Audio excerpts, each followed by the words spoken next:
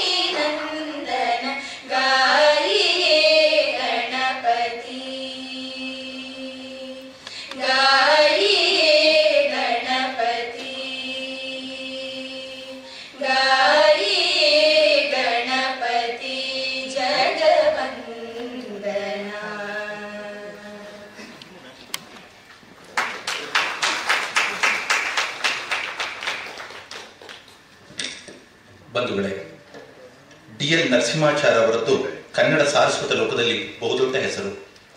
DL ನವರು ತಮ್ಮ ಸಹಪಾಠಿಯಾಗಿದ್ದಂತಹ ಹಾಗೂ ಸಹೋದ್ಯೋಗಿಯಾಗಿದ್ದಂತಹ ಕುವೆಂಪು ಅವರ ಬಗ್ಗೆ ಹೀಗೆ ಬರೀತಾರೆ: ಪುಟ್ಟಪ್ಪನವರಂತೆ ಕಾವ್ಯವನ್ನ ಯಾರು ಬರೀಬಲ್ಲರು? ಅವರ ಕಾವ್ಯದಲ್ಲಿ ಕಾಣಸಿಗುವ ಮೃದು ಮಧುರ ಪದಬಂಧ, ಭಾವದ ಐಸಿರಿ, ಅಲ್ಲಿನ ರಸಪ್ರವಾಹ, ಕಾವ್ಯಾಲಂಕಾರ, ಉಕ್ತಿ ಚಮತ್ಕಾರಗಳ ವೈಭವವು ಸಹೃದಯರನ್ನ ರೋಮಾಂಚನಗೊಳಿಸುತ್ತೆ. ಯಾವುದೇ ಪಾಶ್ಚಿಮಾತ್ಯ ಕಾವ್ಯ ವಿಮರ್ಶಕರ ಕಠಿಣತಮ ಮಾನದಂಡದಿಂದ ಅಳೆದು ನೋಡಿದ್ರು ಪುಟ್ಟಪ್ಪನವರು ಮಹಾಕವಿಗಳಾಗಿ ತೇರ್ಗಡೆಯನ್ನು ಹೊಂತಾರೆ ಎಂದಿದ್ದಾರೆ. ಈಗ ರಾಷ್ಟ್ರಕವಿ ಕುವೆಂಪು ವಿರಚಿತ ನಾಡಗೀತೆ ತಮ್ಮ ಮುಂದೆ. ಸಭಾಸದರು ದಯಮಾಡಿ ಎದ್ದು ನಿಲ್ಲಬೇಕಾಗ್ತದೆ.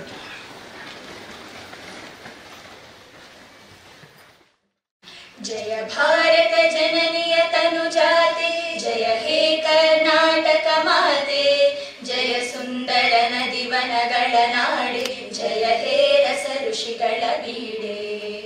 ಭೂದೇವಿಯ ಮಕುಟದ ನವಮಣಿಯೇ, ಗಂಧದ ಚಂದದ ಹೊನ್ನಿನ ಗಣಿಯೇ, ರಾಘವ ಮಧುಸೂದನರವತರಿಸಿದ ಭಾರತ ಜನನಿಯ ತನುಜಾತೆ. ಜನನಿಯ ಜೋಗುಳ ವೇದದ ಘೋಷ, ಜನನಿಗೆ ಜೀವವು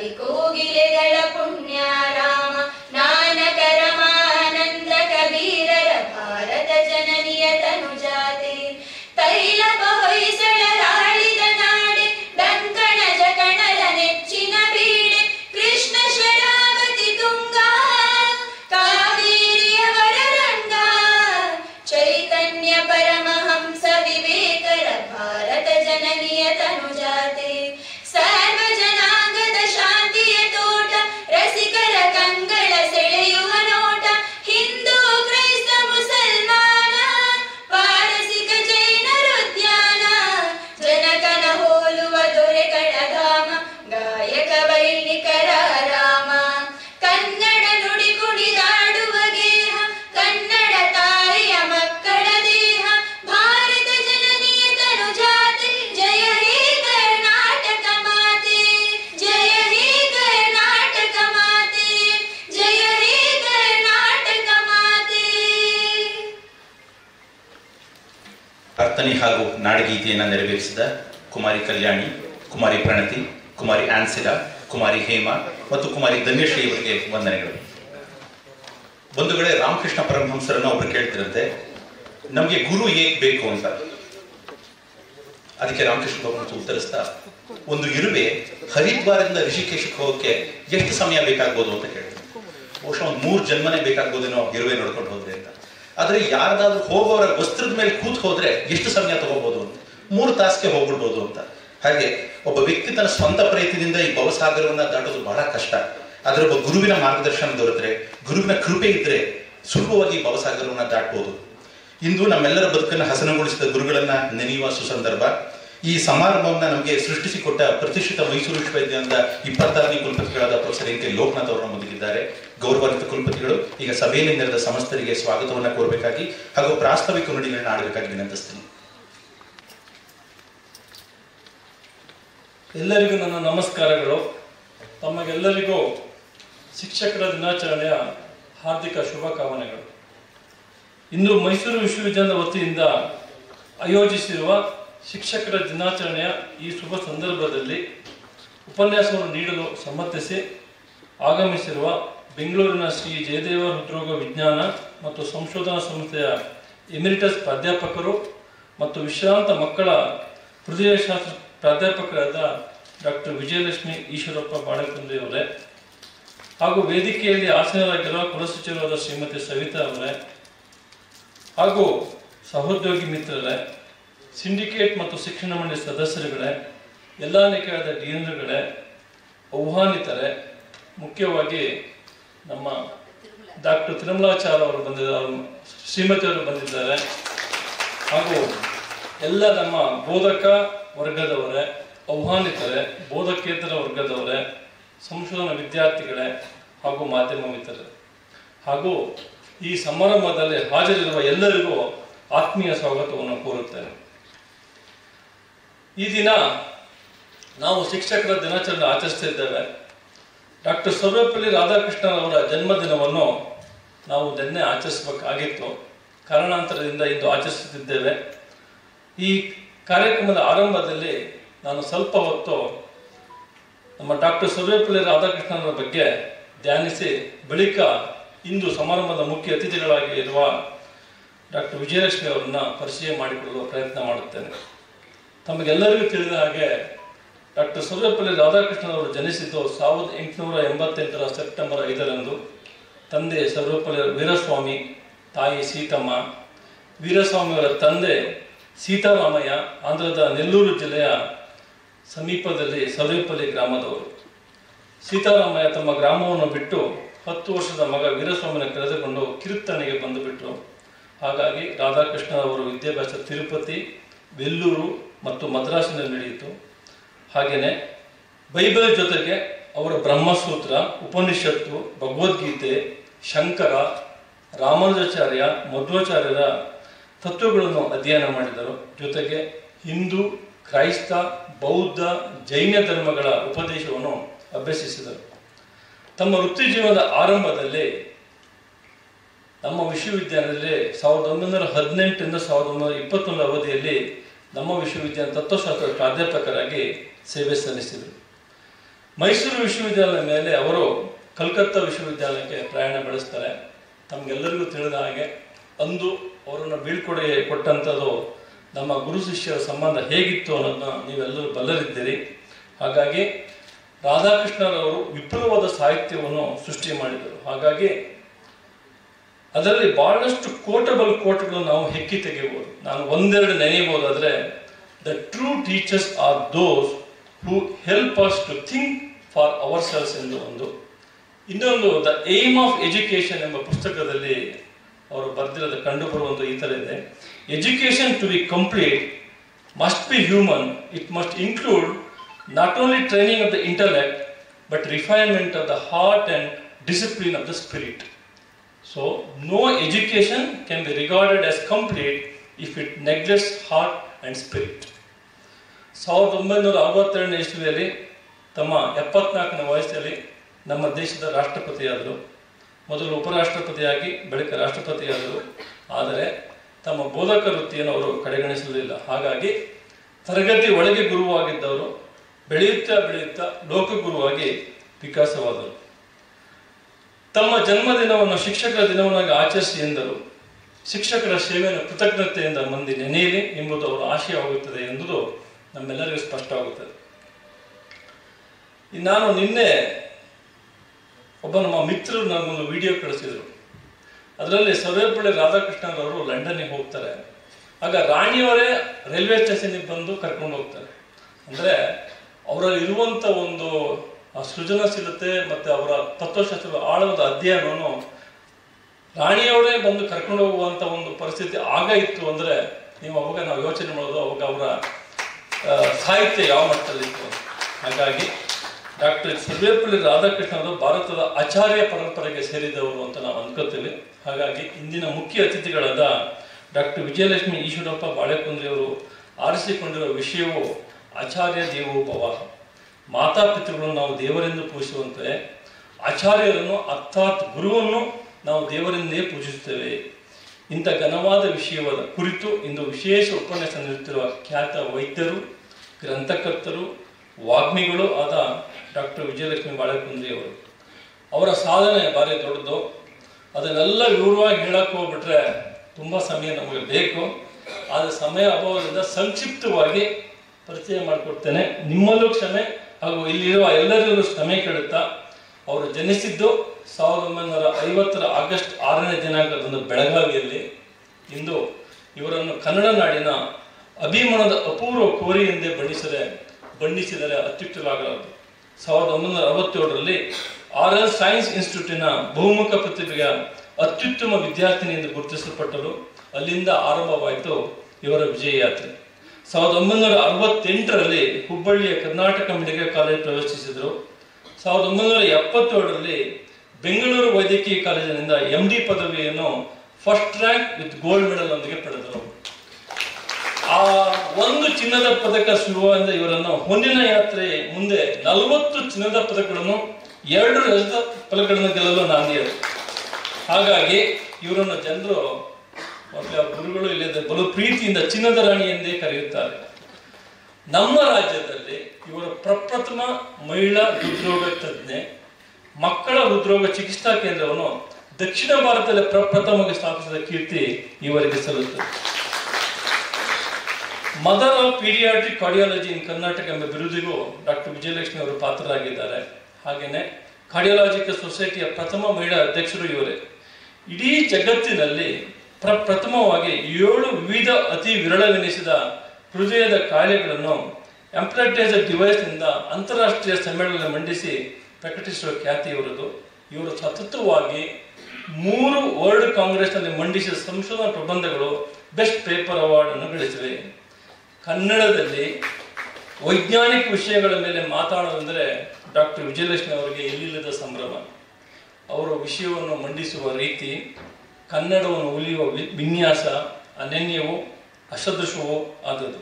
ಹಾಗಾಗಿ ನಾವೆಲ್ಲರೂ ಬಾನುಲಿಯಲ್ಲಿ ಹಾಗೂ ದೂರದರ್ಶನದಲ್ಲಿ ಇವರು ವೈದ್ಯಕೀಯ ವಿಷಯಗಳ ಮೇಲೆ ಮಾತನಾಡುವ ಸೊಗಸು ಬಾಯಿ ಚಪ್ಪರಿಸುವಂಥದ್ದು. ಹಾಗಾಗಿ ಸಹಸ್ರಾರು ಶ್ರೋತೃಗಳನ್ನು, ಅಸಂಖ್ಯಾತ ವೀಕ್ಷಕ ಅಭಿಮಾನಿಗಳು ಇವರು ಸಂಪಾದಿಸಿದ್ದಾರೆ.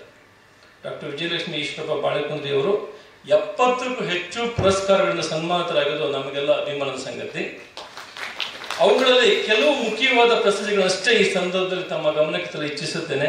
1999ರಲ್ಲಿ ಇವರಿಗೆ ಅಮೆರಿಕದಲ್ಲಿ ಸಂದ ಸಾರ್ವಜನಿಕ ಸನ್ಮಾನ, 2004ರಲ್ಲಿ ಡಾಕ್ಟರ್ BC ರಾಯ್ ಪ್ರಶಸ್ತಿ, 2005ರಲ್ಲಿ ವಚನ ಪಿತಾಮಹ ಡಾಕ್ಟರ್ ಪಾಗು ಹಳಕಟ್ಟಿ ಪುರಸ್ಕಾರ, 2006ರಲ್ಲಿ ಚಾಣಕ್ಯ ಕೋಟೆಯಲ್ಲಿ ವಿಶ್ವ ಪ್ರಶಸ್ತಿ, 2007ರಲ್ಲಿ ಕಾಯಕ ಪ್ರಶಸ್ತಿ, ಅದೇ ವರ್ಷ ಕದಳಿ ಪ್ರಶಸ್ತಿ. ಇವುಗಳ ಜೊತೆಗೆ ಪ್ರತಿಷ್ಠಿತ ಬಸವ ಸೇವರತ್ನ ಹಾಗೂ ಬಸವಭೂಷಣ ಪ್ರಶಸ್ತಿಗಳು ಇವರ ಕೊಡಲು ಅಲಂಕರಿಸಿಕೊಂಡಿವೆ. ಸಾವಿತ್ರಮ್ಮ ದೇಜಗು ವಿಶ್ವಮಾನ ಪ್ರಶಸ್ತಿಗೂ ಭಾಜನರಾಗಿದ್ದಾರೆ. ನರರೆಲ್ಲ ಹರರು, ಜನರೆಲ್ಲ ಶಿವರು ಎಂಬ ವಿವೇಕಾನಂದರ ವಾಣಿಯನ್ನು ತಮ್ಮ ಸೇವೆಗೆ ಆಧಾರ ಸೂಚನೆಯಾಗಿಸಿಕೊಂಡಿದ್ದಾರೆ.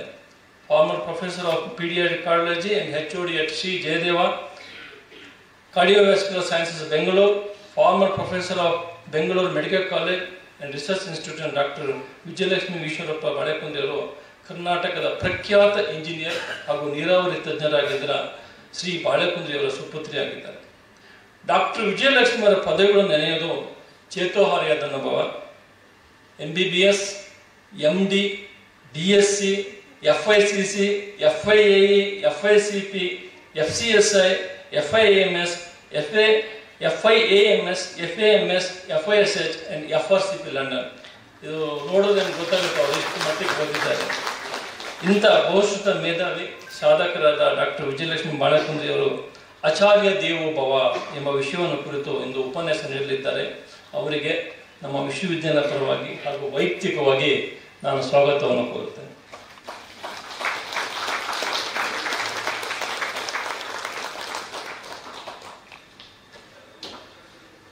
ಹಾಗೂ ನಮ್ಮ ಆಹ್ವಾನವನ್ನು ಗೌರವಿಸಿ ಈ ಕಾರ್ಯಕ್ರಮಕ್ಕೆ ಆಗಮಿಸಿರುವ ಎಲ್ಲ ಸಿಂಡಿಕೇಟ್ ಸದಸ್ಯರುಗಳು ಹಾಗೂ ಶಿಕ್ಷಣ ಮಂಡಳಿ ಸದಸ್ಯರುಗಳು, ಅಧ್ಯಾಪಕರು ಮತ್ತು ಹಿರಿಯ ಅಧ್ಯಾಪಕರು ಹಾಗೂ ವಿದ್ಯಾರ್ಥಿಗಳು ಹಾಗೂ ಡಾಕ್ಟರ್ ತಿರುಮಲಾಚಾರ್ಯ ಅವರ ಶ್ರೀಮತಿಯವರು ಹಾಗೂ ಎಲ್ಲ ಸಮಾರಂಭದಲ್ಲಿ ಪ್ರಸ್ತುತರು ಎಲ್ಲರಿಗೂ ನಾನು ಮತ್ತೊಮ್ಮೆ ಸ್ವಾಗತವನ್ನು ಕೋರುತ್ತಾ, ಎಲ್ಲರಿಗೂ ಈ ಅತ್ಯುತ್ತಮ ಕಾರ್ಯವನ್ನು ಆಯೋಜಿಸಲು ಸಹಕರಿಸುವ ಎಲ್ಲ ನಮ್ಮ ಸಿಬ್ಬಂದಿ ವರ್ಗದವರಿಗೂ ಸಹಕರಿಸಿದ ಎಲ್ಲರಿಗೂ ಹೃತ್ಪೂರ್ವಕ ಧನ್ಯವಾದಗಳು ಹಾಗೂ ಜೈ ಹಿಂದ್, ಜೈ ಕರ್ನಾಟಕ.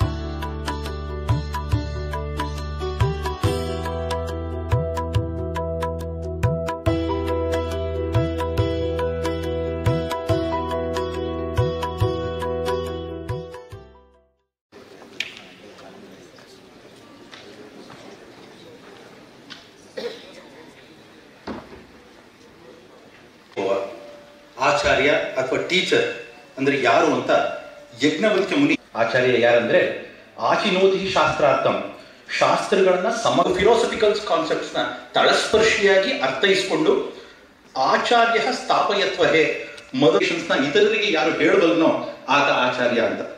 ಆದ್ರೆ ಇಂದು ಗೂಗಲ್ ಎಂಬ ಗುರು ಅನ್ನೋದ್ರ ಬದಲು ಗುರು ಏನ್ ಮಹಾ ಅಂತ ಕೇಳ್ತಿದ್ದಾರೆ. ಸೊ ಇಂಥ ಸಂದಿಗ್ಧ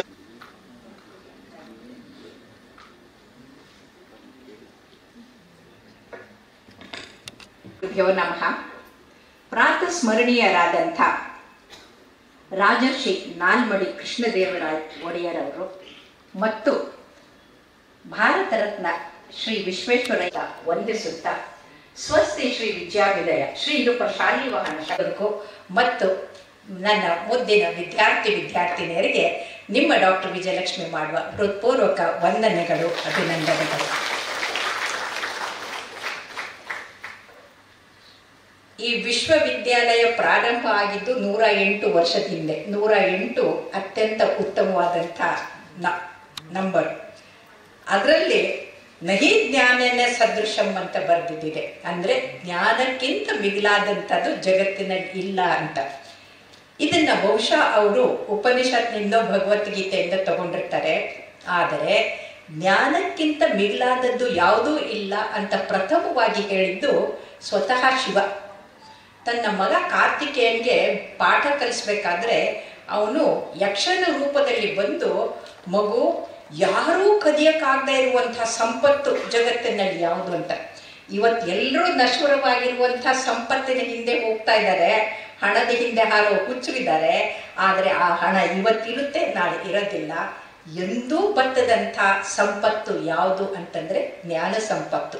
ಆ ಜ್ಞಾನ ಸಂಪತ್ತದ ಆಗರವಾದಂಥ ಈ ಮೈಸೂರು ವಿಶ್ವವಿದ್ಯಾಲಯವನ್ನು ನಾಲ್ಮಡಿ ಕೃಷ್ಣದೇವರಾಯರು ರಾಜರ್ಷಿ ಆದವರು ಇದನ್ನು ಕಟ್ಟಕ್ಕೆ ಸ್ಥಾಪಿಸೋಕ್ಕೆ ಪ್ರಮುಖ ಕಾರಣರು ಅಂತಂದರೆ, ಅವರು ಇಡೀ ಭಾರತಕ್ಕೆ ಹೇಗೆ ನಾವು ಮುಂದುವರಿಬೇಕು, ನಮ್ಮ ಹಳೆ ಬೇರನ್ನ ಇಟ್ಕೊಂಡು ಹೊಸ ಚಿಗುರನ್ನು ಹೇಗೆ ಬೆಳೆಸಬೇಕು ಅಂತ ಯಾರಾದರೂ ಕಲಿಸ್ಕೊಟ್ಟಿದ್ರೆ ಅದು ನಮ್ಮ ಒಡೆಯರವರು ಅಂತ ನಾವು ಹೆಮ್ಮೆಯಿಂದ ಹೇಳ್ಕೋಬಹುದು. ನಾನು ಬಂದಾಗಲಿಂದ ನೋಡ್ತಾ ಇದ್ದೀನಿ, ಎಲ್ಲೋ ಒಂದು ಕಡೆಗೆ ಆರೋಗ್ಯದ ಕೊರತೆ ನಿಮ್ಮಲ್ಲಿದೆ ಅಂತ ನನಗನ್ನಿಸ್ತಾ ಇದೆ.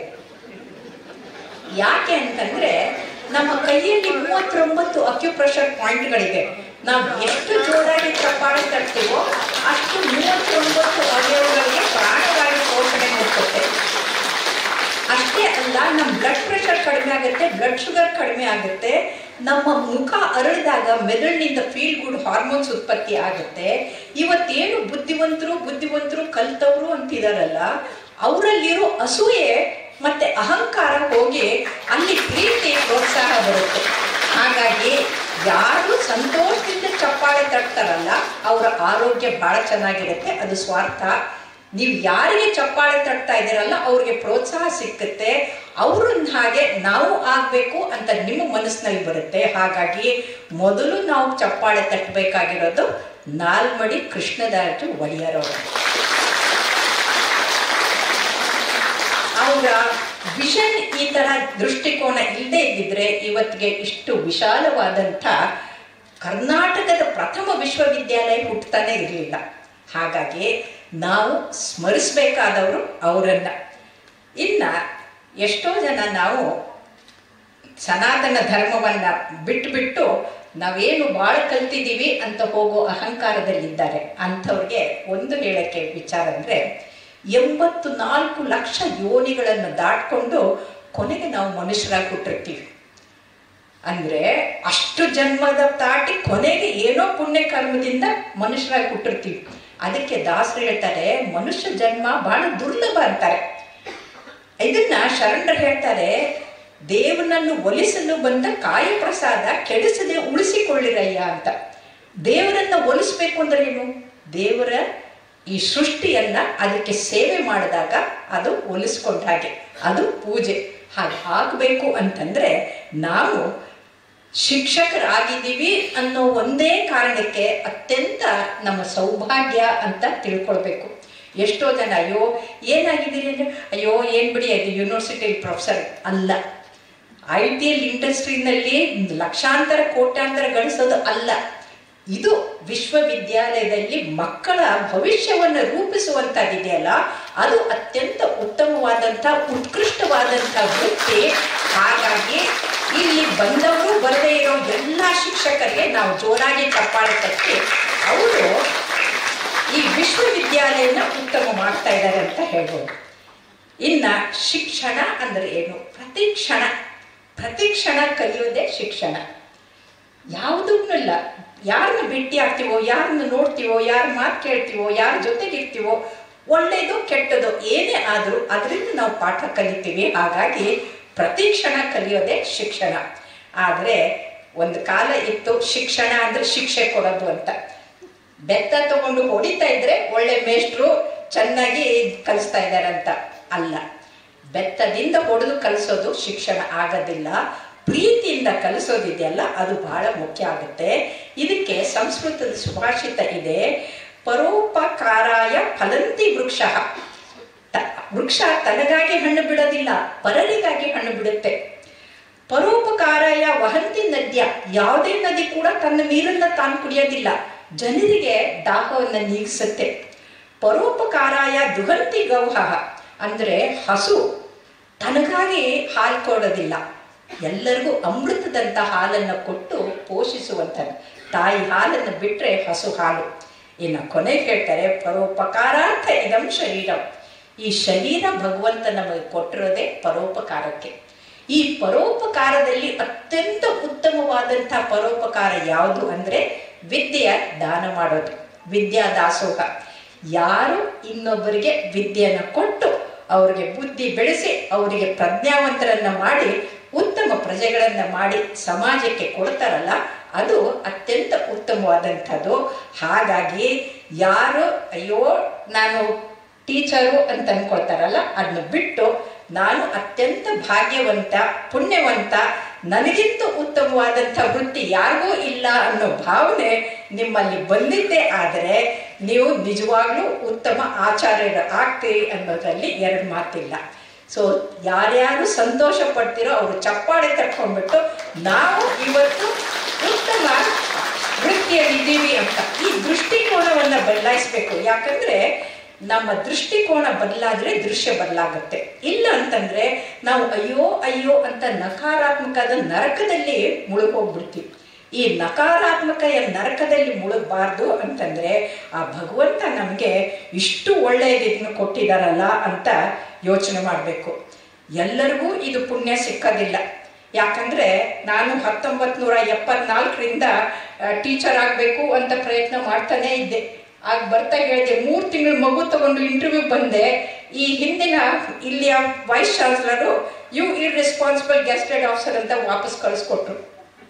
ಅಸಿಸ್ಟೆಂಟ್ ಸರ್ಜನ್ ಆಗೇ ಉಳಿದೆ. ಕೊನೆಗೆ ESIನಲ್ಲಿ ರಾಜಾಜಿನಗರ್ನಲ್ಲಿ ಕೆಲಸ ಮಾಡ್ತಾ ಇದ್ದೆ. ಆವಾಗ ಕಿಮ್ಸ್ ಆಸ್ಪತ್ರೆ ಶುರು ಆಯಿತು. ಅವರಿಗೆ ಬೇಕಾಗಿತ್ತು ಮೆಡಿಕಲ್ ಕಾಲೇಜು, ಎಲ್ಲ ಸ್ಟೂಡೆಂಟ್ಸು ಇಲ್ಲಿ ಬರ್ತಾ ಇದ್ರು. ನಾನು ಎಷ್ಟಂದ್ರೂ ಪಾಠ ಮಾಡೋದು ಪಂಚ ಪ್ರಾಣ, ನನಗೆ ಎಷ್ಟು ಪ್ರೀತಿಯಿಂದ ಪಾಠ ಮಾಡ್ತಾ ಇದ್ದೆ. ಅಲ್ಲಿ KMCನಲ್ಲೂ ಕೂಡ ಅಷ್ಟೇ 300 ತರಗತಿಗಳನ್ನ ತಗೊಳ್ತಾ ಇದ್ದೆ. ಇವ್ರಿಗೂ ಪಾಠ ಮಾಡಿದೆ. ಕೊನೆಗೆ ಅಸಿಸ್ಟೆಂಟ್ ಪ್ರೊಫೆಸರ್ದು ಕಾಲ್ ಫಾರ್ ಮಾಡಿದ್ರು, ನಾನು ಹಾಕಿದೆ. ಅಲ್ಲಿ ಹೋಗಿ ನೋಡಿದ್ರೆ ನನ್ನ ಜೀವನದ ಅತಿ ಅದ್ಭುತವಾದಂಥ ಕ್ಷಣ ಯಾವುದು ಅಂದರೆ ಅಲ್ಲಿ ಇಂಟರ್ವ್ಯೂಗೆ ಹೋದಾಗ ಕೆಳಗಡೆಯಿಂದ 3 ಅಂತಸ್ತಿನ ಮೇಲಿನವರೆಗೂ 2 ಕಡೆಗೆ ಮೆಟ್ಲಲ್ಲಿ ವಿದ್ಯಾರ್ಥಿಗಳು ನಿಂತ್ಕೊಂಡು ಚಪ್ಪಾಳೆ ತಟ್ಕೊಂಡು ನನಗೆ ಸ್ವಾಗತ ಮಾಡಿ ಮೇಲೆ ಕರ್ಕೊಂಡು ಹೋದ್ರು. ಸಂತೋಷ. ಆದ್ರೆ ಅಲ್ಲಿ ಮೇಲೆ ಹೋದ್ಮೇಲೆ ನೋಡಿದ್ರೆ ಅವ್ರು ಆಗ್ಲೇ ಡಿಸೈಡ್ ಮಾಡಿದ್ರು ಯಾರು ಕೊಡಬೇಕು ಅಂತ. ನನಗೆ ಸಿಕ್ಲಿಲ್ಲ, ವಾಪಸ್ ಬಂದೆ. ಆದ್ರೆ ನನಗೆ ಅಸಿಸ್ಟೆಂಟ್ ಪ್ರೊಫೆಸರ್ ಸಿಕ್ಲಿಲ್ವಲ್ಲ ಅಂತ ದುಃಖ ಪಡ್ಲಿಲ್ಲ. ಮಕ್ಕಳು ಇಷ್ಟು ಸಂತೋಷವಾಗಿ ನೋಡಿದ್ರಲ್ಲ, ನನ್ನ ಸ್ವಾಗತ ಮಾಡಿದ್ರಲ್ಲ ಅಂತ ಸಂತೋಷ ಪಟ್ಟೆ. ಇದು ದೃಷ್ಟಿಕೋನ ಅಂತಂದ್ರೆ ನಮಗೆ ಇದು ಬೇಕು ಅನ್ನೋದಲ್ಲ, ಎಷ್ಟು ಪರಮಾತ್ಮ ಕೊಟ್ಟಿದ್ದಾನಲ್ಲ ಪಾಲಿಗೆ ಬಂದದ್ದು ಪಂಚಾಮೃತ ಅಂತ ಸಂತೋಷ ಪಡೋದನ್ನ ನಾವು ಕಲಿಬೇಕು. ಇನ್ನು ಮುಂದೆ ನಾನು ಪ್ರಥಮ ಬಾರಿ ನಿಮ್ಮಲ್ಲಿ ಎಷ್ಟು ಜನರಿಗೆ ಫಸ್ಟ್ ಕ್ಲಾಸ್ ತಗೊಂಡಿದ್ದು ನೆನಪಿದೆ? ನಿಮಗೆ ಎಲ್ಲರಿಗೂ ನೆನಪಿರುತ್ತೆ ತಾನೆ? ಎಲ್ಲರಿಗೂ ನೆನಪಿರುತ್ತೆ. ಫಸ್ಟ್ ಟೈಮ್ ನೀವು ಕ್ಲಾಸ್ ತಗೊಂಡಾಗ ಏನು ಮಾಡಿದ್ರಿ ಅನ್ನೋದು ಎಲ್ಲರಿಗೂ ನೆನಪಿರುತ್ತೆ. ನನಗೂ ನೆನಪಿದೆ 1974ರಲ್ಲಿ ಫಸ್ಟ್ ಥಿಯರಿ ಕ್ಲಾಸ್ ತಗೊಳಕ್ಕೆ. ಅಲ್ಲಿವರೆಗೂ ಬರೀ ಬೆಡ್ ಸೈಡ್ ಕ್ಲಿನಿಕ್ಸ್ ತಗೊಳ್ತಾ ಇದ್ದೆ, ಭಾಳ ಪಾಪ್ಯುಲರ್ ಆಗಿದ್ದೆ. ಸರಿ, ಫಸ್ಟ್ ಟೈಮ್ ಥಿಯರಿ ಕ್ಲಾಸ್ ಹೋಗ್ಬೇಕಾದ್ರೆ ಡಾಕ್ಟರ್ ಅನಂತರಾಮ್ ಅಂತ ಅವರು ತಮ್ಮ ಚೇಂಬರ್ ಕರೆದು, ನೋಡಮ್ಮ ಕ್ಲಾಸ್ ತಗೊಳ್ಳೋದು ಅಷ್ಟು ಸುಲಭ ಅಲ್ಲ, ಬಹಳ ಕಷ್ಟ. ಕಿಡಿಗೇಡಿಗಳು ಕೂತಿರ್ತಾರೆ ಕ್ಲಾಸಲ್ಲಿ, ತುಂಬ ಚೇಷ್ಟೆ ಮಾಡ್ತಾರೆ, ಗಲಾಟೆ ಮಾಡ್ತಾರೆ, ಅವರು ಅಟೆಂಡೆನ್ಸ್ಗೆ ಬಂದಿರ್ತಾರೆ. ಅದಕ್ಕೆ ನೀವೇನು ಮಾಡಬೇಕು ಅಂತಂದರೆ ಅಟೆಂಡೆನ್ಸ್ನ ತಗೊಳ್ಳುವಾಗ ಪ್ಯೂನಿಗೆ ಹೇಳಿಬಿಟ್ಟು ಎಲ್ಲ ಬಾಗಿಲುಗಳನ್ನ ಮುಚ್ಚಿಸ್ಬಿಡಿ. ಯಾಕಂದ್ರೆ ಅಟೆಂಡೆನ್ಸ್ ಆದ್ಮೇಲೆ ಎದ್ದು ಹೋಗ್ತಾರೆ ಅವರು. ಎದ್ದು ಹೋಗ್ಬಾರ್ದು ಅಂದರೆ ಬಾಗಿಲನ್ನ ಮುಚ್ಚಿಸ್ಬೇಕು. ಆಮೇಲೆ ಪಾಠ ಮಾಡುವಾಗ ಫಸ್ಟ್ ಟೈಮು ಭಯ ಆಗಿರುತ್ತೆ, ಎಲ್ಲಿ ಮರೆತು ಹೋಗುತ್ತೋ ಅಂತಿರುತ್ತೆ. ಹಾಗಾಗಿ ಚೀಟಿಯನ್ನು ಬರ್ಕೊಂಡು ಏಪ್ರಿಲ್ ಜೋಬಲ್ಲಿ ಹಾಕ್ಕೊಂಡಿರಿ. ಆ ಕಡೆಗೆ ತಿರುಗಿಬಿಟ್ಟು ಬರೆಯಕ್ಕೆ ಹೋದಂಗೆ ಮಾಡಿಬಿಟ್ಟು ಈ ಕಡೆಯಿಂದ ತೆಗೆದು ನೋಡ್ಕೊಂಡ್ಬಿಟ್ಟು ಆಮೇಲೆ ಮುಂದಿನ ಪಾಠ ಮಾಡಿ ಅಂತ ಇಷ್ಟು ಉದ್ದ ಒಂದು ನನಗೆ ಹೇಗೆ ಟೀಚರ್ ಆಗಬೇಕು ಅನ್ನೋದನ್ನು ಕಲಿಸ್ಕೊಟ್ರು. ಆದರೆ ಅದನ್ನು ನಾನು ಯಾವುದೂ ಮಾಡಲಿಲ್ಲ. ಕ್ಲಾಸಿಗೆ ಹೋದೆ, ಎಲ್ಲರಿಗೂ ನಮಸ್ಕಾರ ಅಂತ ಹೇಳಿಬಿಟ್ಟು attendance will be given to all. Those who want can sit, others can go please, doors are open ಅಂತಂದೆ. ಯಾರೂ ಎದ್ದು ಹೋಗಲಿಲ್ಲ. ಚೀಟಿ ಇಲ್ಲ, ಏನೂ ಇಲ್ಲ. ಪಾಠ ಶುರು ಮಾಡಿದೆ. ಸ್ಪೇಸ್ ಆಕ್ಯುಪೈಡ್ ಲೀಷರ್ ಅಂದರೆ ಬ್ರೈನ್ನಲ್ಲಿ ಗಂಟಿರುತ್ತಲ್ಲ, ಕ್ಯಾನ್ಸರ್ ಗಡ್ಡೆ ಅಥವಾ ಯಾವ್ದು ಗಡ್ಡೆ, ಅದ್ರ ಬಗ್ಗೆ ಪಾಠ ಮಾಡಕ್ಕೆ ಹೋಗ್ಬೇಕಾಗಿದ್ದು. ಪ್ರಿಪ್ರೇಷನ್ಸು, ಅಟೆಂಡೆನ್ಸು, ಡೋರು ಅಲ್ಲ, ಸಬ್ಜೆಕ್ಟು. ಆ ಸಬ್ಜೆಕ್ಟನ್ನ ಏನು ಹೇಳಬೇಕು, ಹೇಗೆ ಹೇಳಬೇಕು, ಎಷ್ಟು ಹೇಳಬೇಕು, ಮಕ್ಕಳಿಗೆ ಏನು ಬೇಕು ಅನ್ನೋದರ ಅರಿವು ಟೀಚರ್ಗಿರಬೇಕು. ಹಾಗಾಗಿ ಅವತ್ತು ಪಾಠ ಮಾಡಿದೆ. ಪಿನ್ ಡ್ರಾಪ್ ಸೈಲೆನ್ಸು, ಯಾರೂ ಎದ್ದು ಹೋಗಲಿಲ್ಲ. ಕೊನೆಗೆ ಎದ್ದು ನಾನು ಹೊರಡ್ತಾ ಇದ್ದರೆ ಹಿಂದ್ಗಡೆಯಿಂದ ಒಬ್ಬ ಹುಡುಗ ಓಡೋಡ್ಕೊಂಡ್ಬಂದ. ಅವನ ಹಿಂದೆ ಇನ್ನು 3 ಹುಡುಗರು ಬಂದರು. Madam madam, I have also got brain tumour, I have got severe headache madam ಅಂತ. ಅಂದರೆ ಅಲ್ಲಿ ಹೇಳಿದ್ದೆ, ಯಾರಿಗೆ ಬ್ರೈನ್ ಸ್ಪೇಸ್ ಆಕ್ಯುಪೈಡ್ ಲೀಷನ್ ಇರುತ್ತಲ್ಲ ಅವ್ರಿಗೆ ಸಿವಿಯರ್ ಹೆಡೇಕ್ ಬರುತ್ತೆ. ಆ ಹೆಡೇಕ್ ಬರೋದ್ರಿಂದ ಅದನ್ನು ನೆಗ್ಲೆಕ್ಟ್ ಮಾಡಬಾರ್ದು. ತಕ್ಷಣಕ್ಕೆ ಹೋಗಿ ಎಕ್ಸ್ರೇ, CT ಸ್ಕ್ಯಾನಿಂಗ್ ಎಲ್ಲ ಮಾಡಿಕೊಂಡ್ರೆ ಅದು ತಕ್ಷಣಕ್ಕೆ ಗೊತ್ತಾಗುತ್ತೆ, ಸರ್ಜರಿ ಮಾಡಿ ಸರಿ ಮಾಡ್ಬೋದು ಅಂತ ಹೇಳಿದ್ದೆ. ಅದಕ್ಕೆ I have got brain tumour madam ಅಂತ. ಇದು ಮೆಡಿಕಲ್ ಸ್ಟೂಡೆಂಟ್ ಸಿಂಡ್ರೋಮ್ ಅಂತ ಅಂತೀವಿ. ನೀವು ಪಾಠ ಮಾಡಿದ್ದು ತನಗೇ ಇದೆ ಅಂತ ತಿಳ್ಕೊಳ್ಳೋದು ಎಷ್ಟೋ ಜನರಿಗಿರುತ್ತೆ. ಹಾಗಾಗಿ ಅವರು ತನಗಿದೆ ಅಂತ ಹೇಳ್ತಾ ಇದ್ದ. ಅವನು ಕಷ್ಟಕ್ಕೆ ಅವನ ಹಿಂದೆ ಇನ್ನು 3 ಜನ ರೂಮ್ಮೇಟ್ಸು ಇವರೆಲ್ಲ ಬಂದ್ಬಿಟ್ಟಿದ್ದಾರೆ. Then I said, what's your name ಅಂತಂದೆ. ಕೃಷ್ಣಮೂರ್ತಿ ಮೇಡಮ್ ಅಂತಂದ. Look mister Krishnamurthy, you don't have brain tumour, specs ಇರುತ್ತೆ, ಕನ್ನಡಕದ್ದು ದೋಷ ಇದೆ, ಹೋಗಿ ಟೆಸ್ಟ್ ಮಾಡಿಸ್ಕೊಂಡು ಕನ್ನಡಕ ಹಾಕ್ಕೊಂಡ್ಬಿಡಿ, ತಲೆನೋವು ಹೊರಟೋಗುತ್ತೆ ಅಂತಂದು. ಅಷ್ಟೇ ಇತ್ತು. ತಲೆನೋವು ಬರೋದು ಯಾವುದಕ್ಕೆ ಅಂತಂದರೆ, ಸೈನೋಸೈಟಿಸ್ ಆದರೆ, ಸ್ಪೆಕ್ಟಕಲ್ಸ್ ಇದ್ದರೆ, ಬಿಸಿಲಲ್ಲಿ ಹೋಗಿ ಬಂದರೆ, ಅಥವಾ ಕಾನ್ಸ್ಟಿಪೇಷನ್ ಆದರೆ ತಲೆನೋವು ಬರುತ್ತೆ. ಇಲ್ಲಂದರೆ ತಲೆನೋವು ಬರೋದಿಲ್ಲ. ತಲೆನೋವು ಬಂತು ಅಂತಂದರೆ ಎಲ್ಲವೂ ಬ್ರೈನ್ ಟ್ಯೂಮರ್ ಅಂತ ಅಲ್ಲ ಅಂತ. ನಿಮ್ಮಲ್ಲಿ ಎಷ್ಟು ಜನರಿಗೆ ಇಲ್ಲಿವರೆಗೂ ತಲೆನೋವೇ ಬಂದಿಲ್ಲ? ಕೈ ಎತ್ತಿ ನೋಡೋಣ. ಒಂದು ಸಲನೂ ನನಗೆ ತಲೆನೋವು ಬಂದಿಲ್ಲ ಅಂತ. 1, 2, 3 ಎತ್ತಲೋ ಬೇಡ ಅಂತ ನೋಡ್ತಾ ಇದ್ದಾರೆ. ಡಾಯ್ಸ್ ಮೇಲೆ ಇದ್ದವ್ರು ಇಬ್ಬರು ಕೈ ಎತ್ತಾ ಇಲ್ಲ. ಸೊ ನಾನೊಬ್ಳು, ಒಟ್ಟು 5 ಜನ. ನಮ್ಮ 5 ಜನರಿಗೆ ತಲೆನೋವು ಯಾಕೆ ಬಂದಿಲ್ಲ ಅಂತ ಒಂದು ಹೇಳ್ತು. ನಮ್ಮ 5 ಜನರಿಗೂ ತಲೆನೇ ಇಲ್ಲ. ಯಾರಿಗೆ ತಲೆ ವಿಪರೀತ ಇರುತ್ತೋ, ಆಕಾಶ ಕಳಚಿ ಬಿದ್ದ ಹಾಗೆ ಮುಖ ಗಂಡಿಸ್ಕೊಂಡು ಸಿಂಡ್ರಿಸ್ಕೊಂಡಿರ್ತಾರೋ ಅವ್ರಿಗೆ ತಲೆನೋವು ಜಾಸ್ತಿ ಇರುತ್ತೆ. ಯಾರು ಬಂದದ್ದೆಲ್ಲ ಬರಲಿ, ಗೋವಿಂದದ ದಯ ಇರಲಿ ಅಂತ ದೇವ್ರ ಮೇಲೆ ಭಾರ ಹಾಕೊಂಡು ಸಂತೋಷವಾಗಿ ನಗ್ನಗ್ತಾ ಇರ್ತಾರೋ ಅಂಥವ್ರಿಗೆ ತಲೆನೋವೇ ಬರಲ್ಲ, ಕನ್ನಡಕನೂ ಬರೋದಿಲ್ಲ. ಹಾಗಾಗಿ ಕನ್ನಡಕ ಹಾಕೊಂಡವ್ರು ತಪ್ಪಂತಲ್ಲ, ಹಾಕೊಳ್ಬೇಕು. ಯಾಕಂದರೆ ಕಣ್ಣಿನ ಡಾಕ್ಟರ್ ಇಲ್ಲೇ ಕೂತಿದ್ದಾರೆ. ಇಲ್ಲಂದ್ರೆ ಪಾಪ ಅವ್ರಿಗೆ ಪೇಷಂಟ್ ಇರೋದಿಲ್ಲ. ಕನ್ನಡಕ ಇರಬೇಕು. ಆದರೆ 2 ಕಣ್ಣುಗಳಾದರೂ ದೃಷ್ಟಿ ಒಂದು ಅನ್ನೋ ಹಾಗೆ ನಮ್ಮ ಗಮನ ಯಾವ ಕಡೆಗೆ ಇರಬೇಕು ಅಂದರೆ, ನಾವು ಏನೇ ಮಾಡ್ತೀವಲ್ಲ ಅದು ಒಳಿತಾಗಬೇಕು ಅನ್ನೋದ್ರ ಕಡೆಗೆ ನಮ್ಮ ಗಮನ ಇರಬೇಕು. ಹಾಗಾಗಿ ಮುಂದೆ ನನಗೆ BC ರಾಯ ಬಂದಾಗ 2 ಕಡೆಗೂ ಡಾಕ್ಟರ್ಗಳು ನಿಂತ್ಕೊಂಡು ಹೂವನ್ನ ಹಾಕಿ ನನಗೆ ವೆಲ್ಕಮ್ ಮಾಡಿದಾಗ ಮೊದಲು ನಿಂತವರೇ Krishnamurthy madam, I was your student madam ಅಂತ. ಸೊ ಹಾಗಾಗಿ ಸ್ಟೂಡೆಂಟ್ಗಳು ಎಲ್ಲೇ ಹೋಗಿ ನಾವು ಟೀಚರ್ಗಳು ಅವ್ರು ಗುರುತಿಡಿತಾರೆ, ಭಾಳ ಮರ್ಯಾದೆ ಕೊಡ್ತಾರೆ. ಸೊ ಅದನ್ನು ಆ ಅನುಭವ ನಿಮ್ಗೆ ಆಗಿರುತ್ತೆ ಅಂತ ಅನಿಸುತ್ತೆ. ಟೀಚರ್ ಅಂತಂದರೆ ಈಗ ಹೇಗೆ ಫಿಲ್ಮ್ ಇಂಡಸ್ಟ್ರಿಯಲ್ಲಿ ಸೂಪರ್ ಹೀರೋ ಅಮಿತಾಬ್ ಬಚ್ಚನ್, ಹಾಗೆ ನಮ್ಮ ಕಾಲೇಜಲ್ಲಿ, ಮೆಡಿಕಲ್ ಕಾಲೇಜಲ್ಲಿ ಸೂಪರ್ ಟೀಚರ್ ಇದ್ದರು. ಅದು ಯಾರು ಅಂದರೆ ಡಾಕ್ಟರ್ MK ಚನ್ನಪ್ಪ. ಅವರು ಪಾಠ ಹೇಗೆ ಮಾಡ್ತಾ ಇದ್ರು ಅಂದರೆ, FRCP ಪಾಸ್ ಮಾಡಿಕೊಂಡು ಇಂಗ್ಲೆಂಡಿಂದ ಬಂದಿದ್ರು. ಆ ಇಂಗ್ಲಿಷ್ ಆಕ್ಸೆಂಟ್ನಲ್ಲಿ ಪಾಠ ಮಾಡಿಕೊಂಡು, when a diabetic patient goes in to coma, he is not responding to any impulses at any stimulus, but his pulse will be bounding, heart sounds will be very loud, he'll be cold and clammy. When you start injecting the hypertonic glucose, he opens his eyes and says, hello doctor, how are you anta. ಇದು ಪಾಠ ಮಾಡೋ ರೀತಿ ಏನು dramatic ಆಗಿರೋದಂದ್ರೆ, ಅದು ನಮಗೆ ನೀವು picture story ನೋಡಿದ್ರೆ ನೆನ್ಪಿಟ್ಕೊಳ್ತೀರಿ, teacher ಪಾಠ ಮಾಡಿದ್ದು ನೆನ್ಪಿಟ್ಕೊಳ್ಳಲ್ಲ. ಆದರೆ ನಾವು ಪಾಠ ಮಾಡಿದ್ದು ನೆನ್ಪಿಟ್ಕೊಳ್ತೀವಿ. ಯಾಕೆಂದರೆ ಅವ್ರು ಕಲಿಸೋ ರೀತಿ ಆಗಿತ್ತು ನೋಡಿ. ಅದು ಎಷ್ಟು ಉಪಯೋಗ ಆಗುತ್ತೆ ಅಂತಂದರೆ, ಮುಂದೆ ನಾನು ESI ಆಸ್ಪತ್ರೆಗೆ ಬಂದೆ.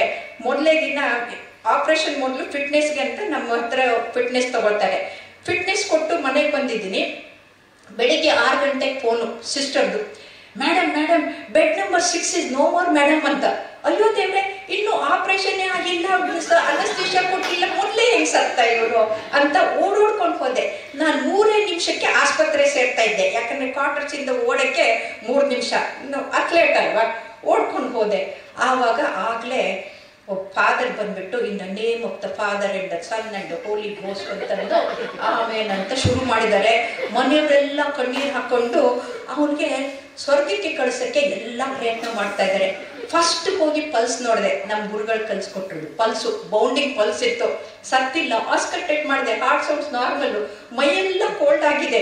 ತಕ್ಷಣಕ್ಕೆ ಡಾಕ್ಟರ್ ಚೆನ್ನಪ್ಪ ಅವ್ರಿಗೆ ನೆನಪಾಯ್ತು. ಸಿಸ್ಟರ್ ಬ್ರಿಂಗ್ ದ ಹೈಪರ್ಟೋನಿಕ್ ಗ್ಲೂಕೋಸ್ ಅಂತಂದೆ. ಅವಳು ಓಡಾಡ್ಕೊಂಡು ಬಂದ್ಲು, 2 3 ಸಿರಿಂಜ್ ತಗೊಂಡು ಚುಚ್ತಾ ಹೋದೆ.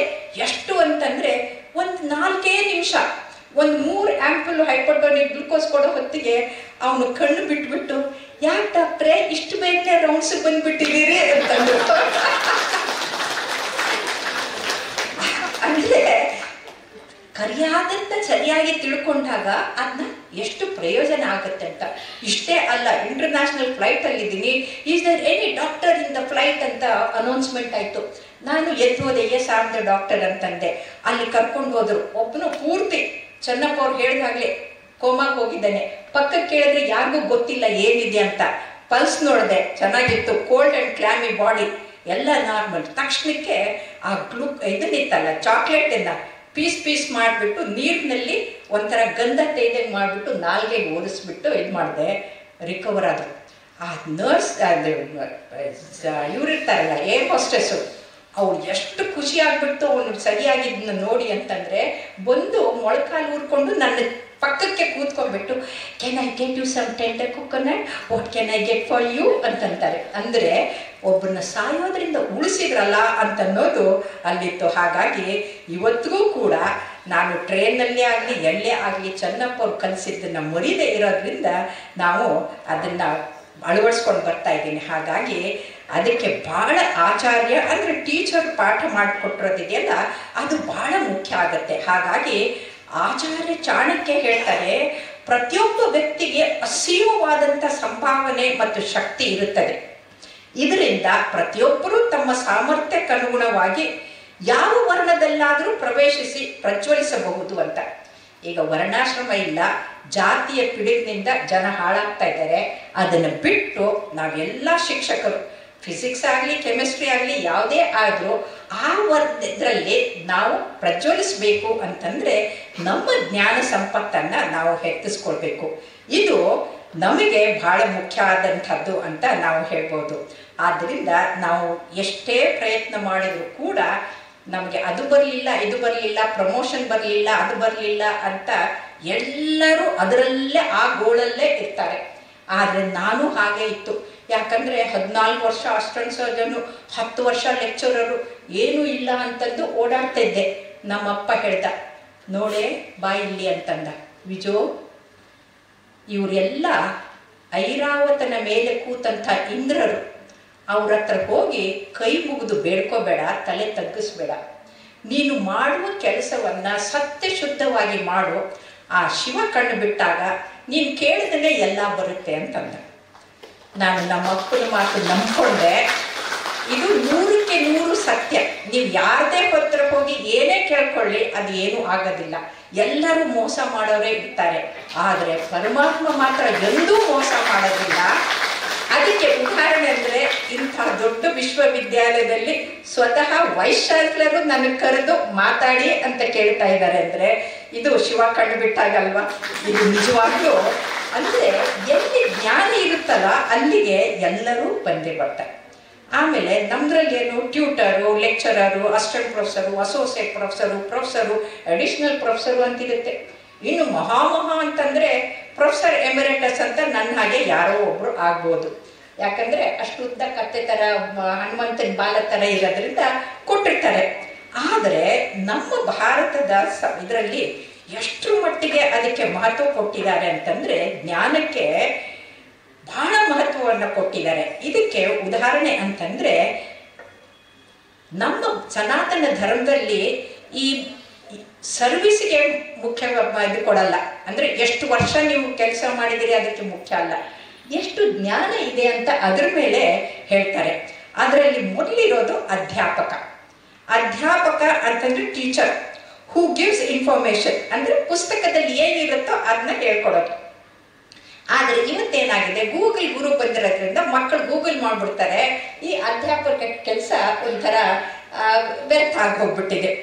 ಇನ್ನು ಅದನ್ನು ಬಿಟ್ಟರೆ ಅದಕ್ಕಿಂತ ಮೇಲಿಂದ ಯಾವುದಂದ್ರೆ ಉಪಾಧ್ಯಾಯ ಅಂತ. ಉಪಾಧ್ಯಾಯ ಯಾರು ಅಂತಂದರೆ ಹಿ ಇಂಪಾರ್ಟ್ಸ್ ನಾಲೆಡ್ಜ್, ಅಂದರೆ ಜ್ಞಾನದ ಪ್ರಸಾರ ಮಾಡ್ತಾರೆ. ಜ್ಞಾನ ಅಂತಂದರೆ ಸಾಮಾನ್ಯ ಜ್ಞಾನ, ವಿಜ್ಞಾನ, ತತ್ವಜ್ಞಾನ, 3 ಥರದ ಜ್ಞಾನಗಳಿದೆ. ಅದು ಯಾವುದನ್ನಾದರೂ ಕಲಿಸುವಂಥವ್ರು ಉಪಾಧ್ಯಾಯ ಆಗ್ತಾರೆ. ಇನ್ನು 3ನೇದು ಆಚಾರ್ಯ. ಇವತ್ತು ಆಚಾರ್ಯ ದೇವೋಭವ ಅಂತ ಇಟ್ಟಿರೋದ್ರಿಂದ ಆಚಾರ್ಯ ಯಾರು ಆಗ್ತಾರೆ, ಯಾರು ಆಗಬೇಕು, ನೀವೆಲ್ಲರೂ ಆಚಾರ್ಯರಾಗಬೇಕು ಅನ್ನೋ ಭಾವನೆಯಿಂದ ಹೇಳ್ತಾ ಇದ್ದೀನಿ. ಆಚಾರ್ಯ ಅಂದರೆ ಕೌಶಲ್ಯದ ತರಬೇತಿ, ದ ಸ್ಕಿಲ್ ಡೆವಲಪ್ಮೆಂಟ್. ಯಾವುದೇ ಸಬ್ಜೆಕ್ಟಲ್ಲಿ ಇಲ್ಲಿ ಸ್ಕಿಲ್ ಡೆವಲಪ್ಮೆಂಟನ್ನು ಕಲಿಸಿದಾಗ ನಾವು ಚಾಣಕ್ಯನಂಥ ಆಚಾರ್ಯರಾಗ್ತೀವಿ. ಈ ಆಚಾರ್ಯರಿಗೆ ಹೇಗೆ ಅಂತಂದರೆ ಅದರಲ್ಲಿ ಸಂದಿಗ್ಧತ ಗಾತಃ ಅಂತ, ಅಂದರೆ ಸಂದೇಹ, ಕನ್ಫ್ಯೂಷನ್ನು, ತಲೆಯಲ್ಲಿ ಏನು ಕ್ಲಾರಿಟಿ ಇಲ್ಲದೆ ಇರೋದು ಸ್ಟೂಡೆಂಟ್ಗಳು ಇರ್ತಾರಲ್ಲ, ಆ ಸಂದೇಹವನ್ನು ತೆಗೆದು ಅವರಿಗೆ ಸರಿಯಾದ ಜ್ಞಾನವನ್ನು ಕೊಡುವಂಥದ್ದು ಅದು. ಹಾಗಾಗಿ ಅವರು ತಮ್ಮ ಹೃದಯದಿಂದ ಪಾಠ ಮಾಡ್ತಾರೆ.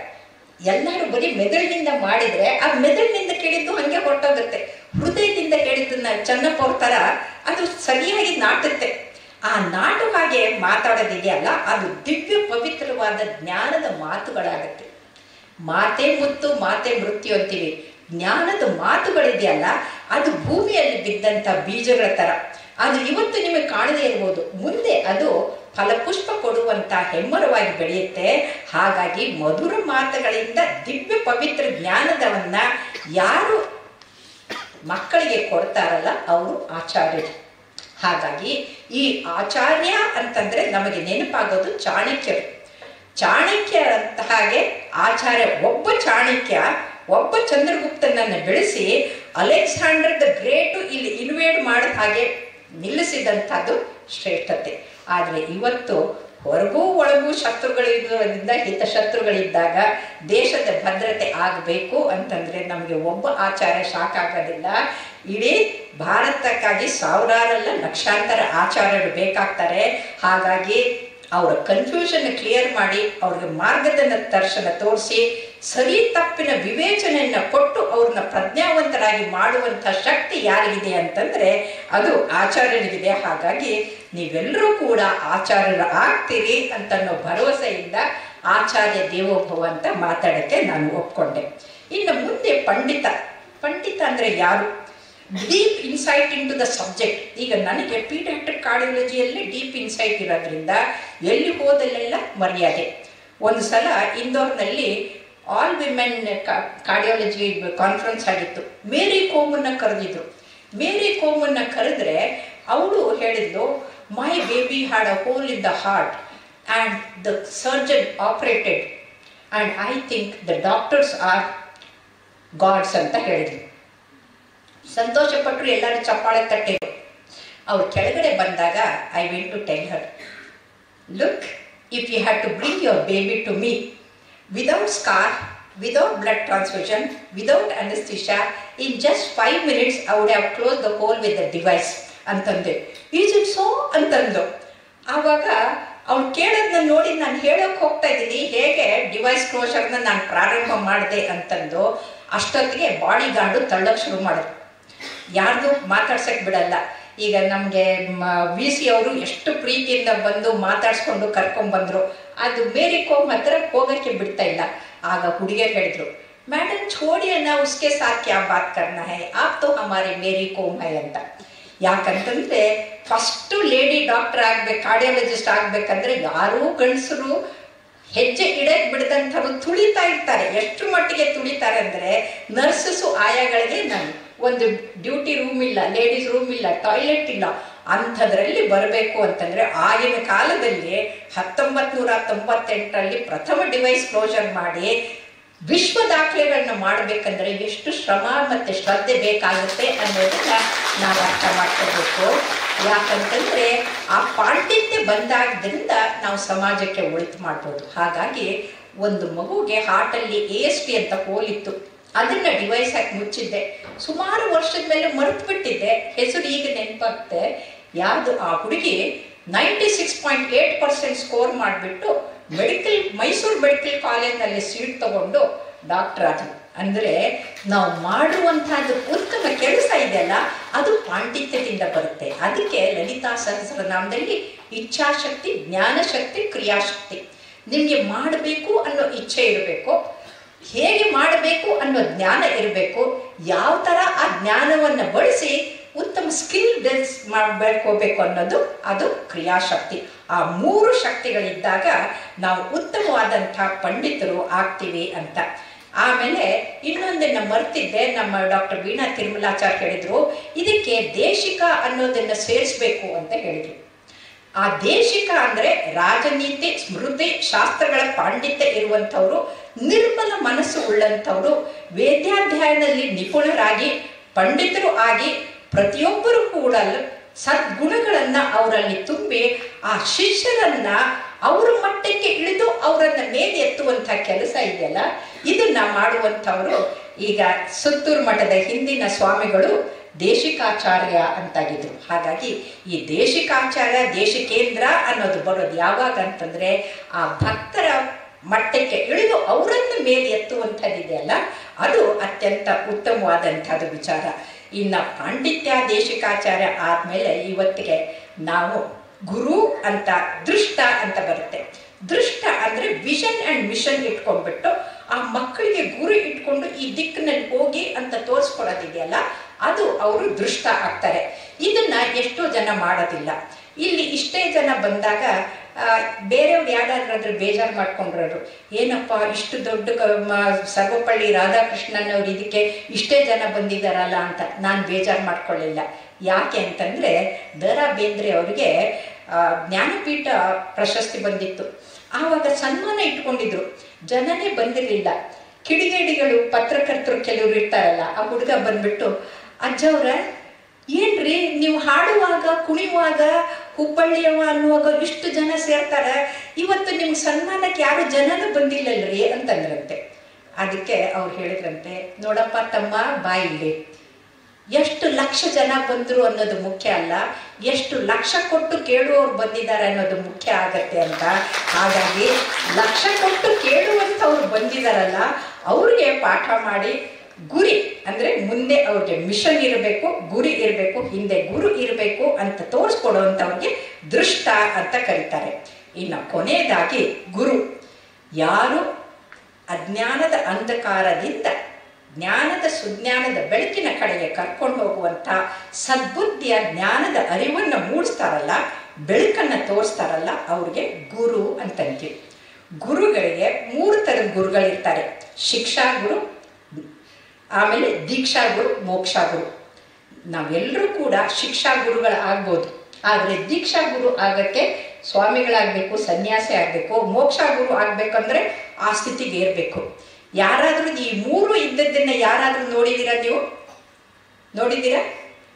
ನಾನು ನೋಡಿದ್ದೀನಿ. ಅವರಿಂದ ಆಶೀರ್ವಾದ ಪಡ್ಕೊಂಡು ಗುರು ಭಕ್ತಿ ಸಂಪನ್ನೆ ಅಂತ ಅವ್ರ ಕಡೆಯಿಂದನೇ ನಾನು ಆಶೀರ್ವಾದ ಪಡೆದಿದ್ದೀನಿ. ಅವ್ರು ಯಾರೂ ಅಲ್ಲ, 111 ವರ್ಷ ಬದುಕಿ 9ರಿಂದ 10,000 ಮಕ್ಕಳಿಗೆ ಅಕ್ಷರ, ಆಹಾರ, ಆಸರೆ ಕೊಟ್ಟಂಥ ಸಿದ್ಧಗಂಗಾ ಸ್ವಾಮೀಜಿಗಳು.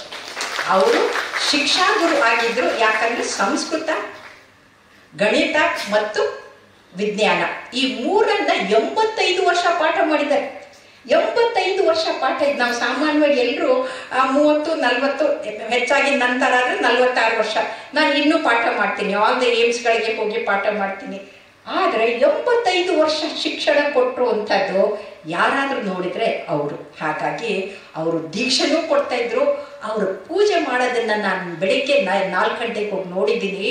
ಅದು ಒಂಥರ ದಿವ್ಯವಾದಂಥ ಸ್ವರೂಪ. ಹಾಗಾಗಿ ಶಿಕ್ಷಾಗುರು, ದೀಕ್ಷಾಗುರು, ಮೋಕ್ಷಾಗುರು ಈ 3ಕ್ಕೂ ಯಾರು ಅಂತಂದರೆ ನಮ್ಮ ಸಿದ್ಧಗಂಗಾ ಸ್ವಾಮಿಗಳು. ಹಾಗಾಗಿ ಅವ್ರು ಹಾಗೆ ನಾವು ಆಗಬೇಕು ಅಂತಂದರೆ ನಮ್ಮಲ್ಲಿ ಕೂಡ ಸೇವಾ ಭಾವನೆ ಬರಬೇಕಾಗತ್ತೆ. ಹಾಗಾಗಿ ಇವತ್ತಿಗೆ ಏನಾಗಿದೆ ದುರಂತ ಅಂತಂದರೆ ಸರ್ವಜ್ಞ ಹೇಳಿದ ಹಾಗೆ ಆಗ್ತಾ ಇದೆ. ಹಿರಿತನವು ಹೇಡಿಂಗೆ, ಅಂದರೆ ಯಾರು ಹೇಡಿಗಳಾಗಿದ್ದಾರಲ್ಲ ಅವ್ರಿಗೆ ಹಿರಿತನ ಬಂದ್ಬಿಟ್ಟಿದೆ, ಅವರೇ ನಮ್ಮನ್ನ ಆಳ್ತಾ ಇದ್ದಾರೆ. ನಾಡ ನೀಚಂಗೆ ದೊರಕಿದರೆ ಅಂತಂದ್ರೆ ಅತ್ಯಂತ ನೀಚವಾದಂಥ ವ್ಯಕ್ತಿಗೆ ಕೊಟ್ರೆ ಧರೆಗೆಲ್ಲ ಕೆಡಗು ಸರ್ವಜ್ಞ ಅಂತ. ನೀಚರು ಮೇಲೆ ಕೂತ್ಕೊಂಡು ನಿಮ್ಮನ್ನು ಆಳ್ತಾ ಇದ್ರೆ ಅದು ಧರೆಗೆ ಅನ್ಯಾಯ ಆಗುತ್ತೆ. ಅಂಥ ಮಕ್ಕಳು ಬರಬಾರ್ದು ಅಂತಂದ್ರೆ ಆ ಮಕ್ಕಳಿಗೆ ಸನ್ಮಾರ್ಗದಲ್ಲಿ ನಡೆಸಿ ಅವರಲ್ಲಿ ಸದ್ಭಕ್ತಿ ಸದ್ವಿಚಾರವನ್ನು ತುಂಬಿ ಸತ್ಪ್ರಜೆಗಳನ್ನು ಮಾಡುವಂಥ ಶಕ್ತಿ ಕೇವಲ ಇಬ್ಬರಿಗೆ, ಒಂದು ತಂದೆ ತಾಯಿಗಳಿಗೆ, ಅದು ಬಿಟ್ಟರೆ ಗುರುಗಳಿಗೆ. ಹಾಗಾಗಿ ನಿಮ್ಮ ಮಹತ್ವ ಎಷ್ಟು ಅನ್ನೋದನ್ನ ನೀವು ಅರ್ಥ ಮಾಡ್ಕೊಳ್ಬೇಕಾಗತ್ತೆ. ಯಾಕಂತಂದ್ರೆ ಮೊದಲು ಯಥಾ ರಾಜ ತಥಾ ಪ್ರಜಾ ಅಂತ ಇದ್ರು, ಆದರೆ ಇವತ್ತೇನಾಗಿದೆ ಅಂದರೆ ಯಥಾ ಪ್ರಜಾ ತಥಾ ರಾಜ. ನೀವು ಯಾವ ಥರದ್ದು ಪ್ರಜೆಗಳನ್ನ ಬೆಳೆಸ್ತಾ ಇದ್ದೀರಲ್ಲ ಅವ್ರು ಓಟ್ ಹಾಕ್ತಾರೆ. ಅವರೇನು ಬಿಟ್ಟಿ ಭಾಗ್ಯಕ್ಕೆ ಕೈ ಒಡ್ಡಿ ಓಟ್ ಹಾಕ್ತಾರೋ, ಯಾವುದಕ್ಕೆ ಹಾಕ್ತಾರೋ? ಯಾಕಂದ್ರೆ ತಾವು ಭಿಕಾರಿಗಳು ಆಗುವಂಥ ಮಕ್ಕಳನ್ನ ಬೆಳೆಸ್ತಿರೋ ಅಥವಾ ನೀವು ಇಡೀ ವಿಶ್ವಕ್ಕೆ ಮಾದರಿ ಆಗುವಂಥ ಅಬ್ದುಲ್ ಕಲಾಂ ಅವರಂಥ ಮಕ್ಕಳನ್ನ ಮಾಡ್ತಿರೋ ಅನ್ನೋದು ಅದು ನಿಮ್ಮ ಕೈಯಲ್ಲಿದೆ. ಹಾಗಾಗಿ ಇವತ್ತಿಗೆ ನಾವು ನಿಜವಾಗ್ಲೂ ವಿದ್ಯೆ ಅದರ ಜೊತೆಗೆ ನಾವು ಬದುಕೋದು ಹೇಗೆ ಅಂತ ಕಲಿಬೇಕು ಅಂತಂದ್ರೆ ಇದಕ್ಕೆ ಸಂಸ್ಕೃತದಲ್ಲಿ ಸುಭಾಷಿತ ಇದೆ, ವಿದ್ಯಾ ದದಾತಿ ವಿನಯಂ ವಿನಯಂ ದ್ಯಾತಿ ಪಾತ್ರಿತಾಂ ಪಾತ್ರತ್ವಾತ ಧನಂ ಅಪ್ತೋನ್ ಇದೆ ಧನ ಧರ್ಮ ತತಃ ಅಂತ. ಅಂದ್ರೆ ವಿದ್ಯೆಯಿಂದ ವಿನಯ ಬರಬೇಕು, ವಿನಯದಿಂದ ವ್ಯಕ್ತಿತ್ವ ವಿಕಸನ ಆಗುತ್ತೆ, ವ್ಯಕ್ತಿತ್ವ ವಿಕಸನದಿಂದ ಹಣ ಬರುತ್ತೆ. ಎಷ್ಟು ನಾವು ಒಳ್ಳೆಯವರಾಗ್ತೀವೋ ಅಷ್ಟು ಕೊಡ್ತಾರೆ. ಹಣದಿಂದ ನಾವು ಧರ್ಮದ ಕಾರ್ಯ ಮಾಡಬೇಕು, ಇನ್ನೊಬ್ಬರಿಗೆ ಕೊಟ್ಟು ಅವ್ರಿಗೆ ಸಹಾಯ ಮಾಡುವಂಥವ್ರಾಗಬೇಕು. ಅದರಿಂದ ನಮಗೆ ಸುಖ ತೃಪ್ತಿ ಸಿಕ್ಕತ್ತೆ ಅಂತ ಇವತ್ತು ವೈಜ್ಞಾನಿಕವಾಗಿ ಗೊತ್ತಾಗಿದೆ. ನಾವು ಎಷ್ಟು ಕೊಡ್ತೀವೋ, ಎಷ್ಟು ಸಹಾಯ ಮಾಡ್ತೀವೋ, ಎಷ್ಟು ಜನರ ಕಣ್ಣೀರು ಒರೆಸ್ತೀವೋ ಅಷ್ಟು ನಮ್ಮ ಮೆದುಳಿನಿಂದ ಆಕ್ಸಿಟೋಸಿನ್ ಉತ್ಪತ್ತಿ ಆಗುತ್ತೆ, ಸಮಾಧಾನ ತೃಪ್ತಿ ಬರುತ್ತೆ. ಆದರೆ ಬೇಕು ಬೇಕು ಅನ್ನೋ ಭಿಕಾರಿಗಳಿಗೆ ಅದು ಸಾಕು ಅನ್ನೋದೇ ಇಲ್ಲ. ಯಾವಾಗ ನೀವು ಕೊಡು ಕೈ ಹಾಕ್ತೀರಲ್ಲ ಆವಾಗ ಸಾಕು ಸಾಕು ಅನ್ನೋರು ಸಾಹುಕಾರರಾಗ್ತಾರೆ. ಅಂಥ ಸಾಹುಕಾರ ಮಕ್ಕಳನ್ನು ಬೆಳೆಸುವಂಥದ್ದು ಅದು ನಿಮ್ಮ ಕೈಯಲ್ಲಿದೆ ಅನ್ನೋದನ್ನ ನೀವು ಮರಿಬಾರ್ದು. ಹಾಗಾಗಿ ಇವತ್ತಿಗೆ ಯಾವ ಥರದ ವಿದ್ಯಾರ್ಥಿಗಳನ್ನ ಹೇಗೆ ಬೆಳೆಸಬೇಕು ಅನ್ನೋದ್ರ ಬಗ್ಗೆ ಅತ್ಯಂತ ಒಂದು ಮಾರ್ಮಿಕವಾದಂಥ ಮನ ಮುಟ್ಟುವಂಥ ಒಂದು ಲೆಟರ್ ಅಂದರೆ ಪತ್ರ, ಅದು at the end of the world war II. This letter was found in the Nazi concentration camp. Concentration ಕ್ಯಾಂಪ್ನಲ್ಲಿ ಅವರು ಬರೆದು ಹಾಕಿದ್ದು ಅದು ಯಾವುದು ಅಂತಂದರೆ, ಡಿಯರ್ ಟೀಚರ್ಸ್ಗಳಿಗೆ ಉದ್ದೇಶ ಮಾಡುವಂಥದ್ದು. I am a survivor of concentration camp. I am a survivor of concentration camp. My ice saw what no man should see, witness gas chambers built by the learned engineers, children poisoned by the educated physicians, infants killed by the trained nurses, women and babies shot and burnt by high school and the college graduates. ಇದೆಲ್ಲ concentration. ನಾವು Hitler ಅಂತೀವಿ, ಹಿಟ್ಲರ್ಗೆ ಸಹಾಯಕ್ಕೆ ನಿಂತವ್ರು ಯಾರು? Educated monsters ಅಲ್ವೇ? ಹಾಗಾಗಿ ಅವ್ರು ಹೇಳ್ತಾರೆ, so I am suspicious of the education. My request is help your students to become humans. ಮೊದಲು ನೀವು ಮಾಡಬೇಕಾಗಿದ್ದು ಯಾವುದು ಅಂದರೆ, ಏನಾದರೂ ಆಗು ಮೊದಲು ಮಾನವನಾಗು ಅಂತ ಹೇಗೆ ಕಾವ್ಯಾನಂದ ಅಪ್ಪಾಜಿಯವರು ಹೇಳಿದಾರಲ್ಲ, ಪುರಾಣಿಕ ಅಪ್ಪಾಜಿಯವರು, ಹಾಗೆ ಅವರನ್ನು ಮನುಷ್ಯರನ್ನಾಗಿ ಮಾಡೋ ಕಡೆಗೆ ಇದು ಮಾಡಬೇಕು. ಇಲ್ಲ ಅಂತಂದರೆ ಅವರು learned monsters, skilled psychopaths, educated illiterates reading, writing and are important only if they serve towards the making of the children and more humane ಅಂತ. ಅವರು ಎಜುಕೇಟೆಡ್ ಮಾನ್ಸ್ಟರ್ಸು ಫೂಲ್ಸು ಆಗಬಾರ್ದು ಅಂತಂದರೆ ಆ ಮಕ್ಕಳಲ್ಲಿ ನೈತಿಕ ಮೌಲ್ಯಗಳನ್ನು ತುಂಬಿ ಅವರನ್ನು ಉತ್ತಮ ಪ್ರಜೆಗಳನ್ನು ಮಾಡುವ ಶಕ್ತಿ ಟೀಚರ್ಸ್ಗಳಿದೆ. ಹಾಗಾಗಿ somewhere the teachers have failed in their duty ಅಂತ. ಈಗ ಮಕ್ಕಳು ಸರಿ ಇಲ್ಲ, ಹಾಳಾಗ್ತಾ ಇದ್ದಾರೆ, ದಿಢೀರಂತ ಸಾಯ್ತಾ ಇದ್ದಾರೆ. ಯಾಕೆ ಸಾಯ್ತಾ ಇದ್ದಾರೆ ಅಂತ ಮಾಡೋದ್ರಲ್ಲಿ ಡ್ರಗ್ ಅಡಿಕ್ಟ್ ಆಗಿ ಸಾಯ್ತಾ ಇದ್ದಾರೆ. ಡ್ರಗ್ ತಗೊಂಡೋಗಿ ಸಾಯ್ತಾ ಇದ್ದಾರೆ. ಅದಕ್ಕೆ ಟೀಚರ್ಸ್ ಯಾಕೆ? ನೀವು ಕ್ಯಾಂಪಸ್ಸಲ್ಲಿ ಕ್ಲಾಸ್ ರೂಮಲ್ಲಿ ಯಾರಾದರೂ ಸಸ್ಪಿಷಿಯಸ್ ಆಗಿದ್ದರೆ ಆ ಹುಡುಗನ ಬಗ್ಗೆ ತಿಳ್ಕೊಂಡು ತಕ್ಷಣಕ್ಕೆ ಆ್ಯಕ್ಷನ್ ತಗೊಂಡು ಅವ್ರಿಗೆ ಅಡಿಕ್ಷನ್ ಮಾಡಿದ್ದೆ ಆದರೆ ನಿಮ್ದು ಒಂದು ಕೊಳೆತ ಹಣ್ಣು ಹೇಗೆ ಬುಟ್ಟಿಯನ್ನು ಹಾಳು ಮಾಡುತ್ತೋ ಹಾಗೆ ಈ ಯೂನಿವರ್ಸಿಟಿಯನ್ನು ಹಾಳು ಮಾಡೋದಿಲ್ಲ. ಹಾಗಾಗಿ ಇದನ್ನು ನಾವು ಕೇರ್ ತಗೊಳ್ಬೇಕು. ಆದ್ದರಿಂದ At the entrance of University of South Africa, it is written, destroying any nation does not require atomic bombs or use of long-range missiles. ನಾವು ಸಿಂಧೂರ ಮಾಡಿಬಿಟ್ಟು ಒಳಗಡೆ ಹೋಗಿ ಅವ್ರಿಗೆಲ್ಲನೂ ಧ್ವಂಸ ಮಾಡಿ ಬಂದ್ವಿ. ಆದರೆ ಒಂದು ದೇಶವನ್ನು ಧ್ವಂಸ ಮಾಡಬೇಕಾದ್ರೆ ಬಾಂಬ್ ಬೇಕಾಗಿಲ್ಲ, ಮಿಸೈಲ್ಸ್ ಬೇಕಾಗಿಲ್ಲ. ಏನು ಅಂತಂದರೆ it requires only lowering the quality of education. ನೀವು ಏನು ಕ್ವಾಲಿಟಿ ಎಜುಕೇಷನ್ ಕೊಡ್ತಾ ಇದ್ದೀರಲ್ಲ ಅದನ್ನ ಕಡಿಮೆ ಮಾಡಿ. ನೀವು ಅಲ್ಲಿ ಚೀಟಿಂಗ್ ಮಾಡೋಕ್ಕೆ ಬಿಟ್ಟು ಅವ್ರಿಗೆ ಇದು ಮಾಡೋಕ್ಕೆ ಬಿಟ್ಟರು ಅಂತಂದರೆ ಅದು ತಾನಾಗೆ ಆ ದೇಶ ಧ್ವಂಸ ಆಗಿ ಹೋಗ್ಬಿಡುತ್ತೆ. ಇವತ್ತು ಬಿಹಾರ್ ಯಾಕೆ ಹಾಗಾಗಿದೆ ಅಂತಂದರೆ ಅಲ್ಲಿ ಲಾಲು ಪ್ರಸಾದ್ ಅವ್ರ ಮಕ್ಕಳು ಎಲ್ಲರಿಗೂ ಫೇಲ್ ಆದವ್ರನ್ನ ಪಾಸ್ ಮಾಡಿ ಅವರು ಮೇಲ್ ಬಂದಿದ್ದಾರೆ. ಅಂದರೆ ಯಾರು ನಿಮ್ಮನ್ನು ಆಳ್ತಾರೆ ಅಂದರೆ ಫೇಲ್ ಆದವರು ನಿಮ್ಮನ್ನು ಆಳ್ತಾ ಇದ್ದಾರೆ, ನಿಮ್ಗೆ ಯಾವ ಥರದ ಆಳ್ಕೆ ಬರುತ್ತೆ? ಅದಕ್ಕೆ ಹೇಳ್ತಾರೆ it only requires lowering the quality of education and allowing cheating in the exam by the students. The patients die at the hands of such doctors. The buildings collapse at the hands of such engineers. Britishers ಕಟ್ಟಿದಂಥ bridges ಇನ್ನೂ ಇದೆ, ಆದರೆ ಈಗ ತಾನೇ under construction ಇರೋ ಬ್ರಿಡ್ಜ್ಗಳು ಕುಸಿದು ಹೋಗ್ತಾ ಇದೆ. ನಮ್ಮ ದೊಡ್ಡಪ್ಪ ಆಲ್ಮಟ್ಟಿ, ಘಟಪ್ರಭಾ, ಮಲಪ್ರಭಾ, ನಾರಾಯಣಪುರ ಎಷ್ಟು ಕಟ್ಟಿದ್ರು, ಎಲ್ಲ ಚೆನ್ನಾಗಿದೆ. ಆದರೆ ಇವತ್ತು ಕಟ್ಟಿರೋದು ಅಲ್ಲಲ್ಲೇ ಬಿದ್ದು ಹೋಗ್ತಾ ಇದೆ. Money is lost at the hands of such economist, accountants.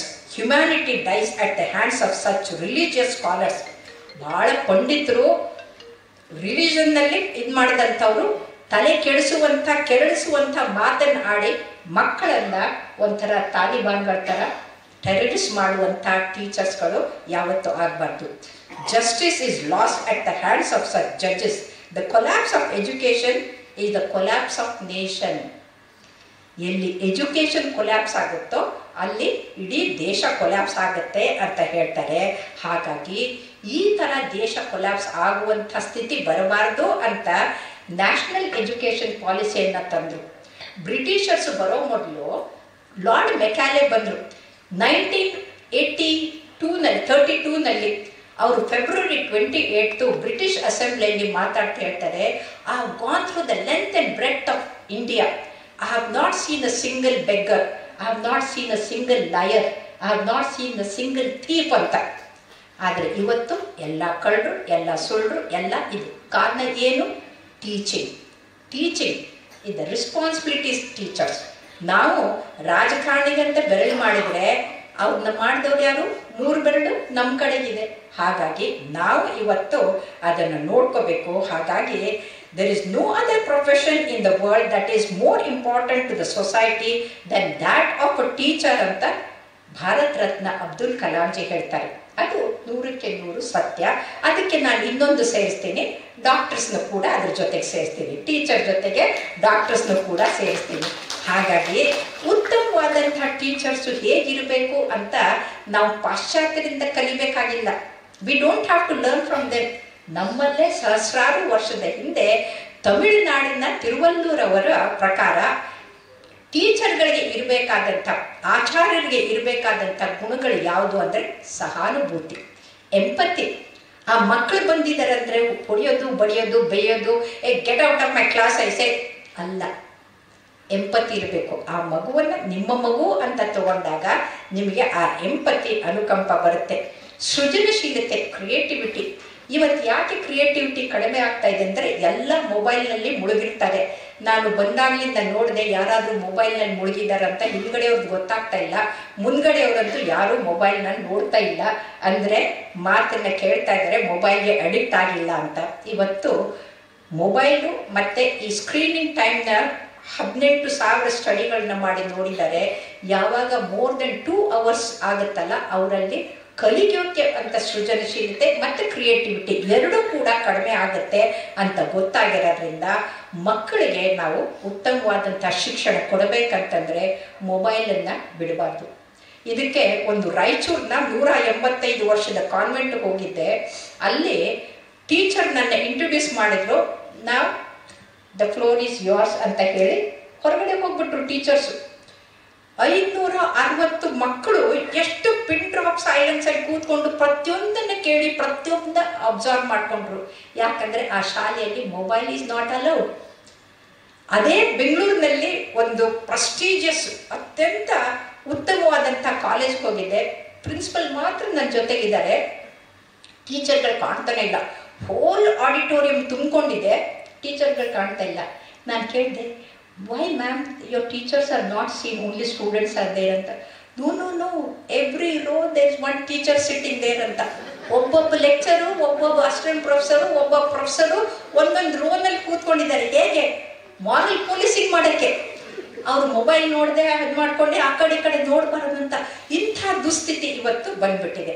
ಇನ್ನು ವಾಕ್ ಸಾಮರ್ಥ್ಯ ಅಂತ, ನಾವು ಮಾತಾಡೋದು ಹೇಗೆ ಅಂತ ಮೊದಲು ಟೀಚರ್ಗಳನ್ನ ಅವ್ರು ಕಲ್ತ್ಕೊಳ್ಬೇಕು. ಅದನ್ನು ಮಕ್ಕಳಲ್ಲೂ ಕೂಡ ಬೆಳೆಸ್ಬೇಕು. ಒಂದು ಚಿಟ್ಕುಪ್ಪಿ ಅಂತ ಸ್ಕೂಲ್ ಅಂತ ಗದಗಕ್ಕೆ ಹೋಗಿದ್ದೆ.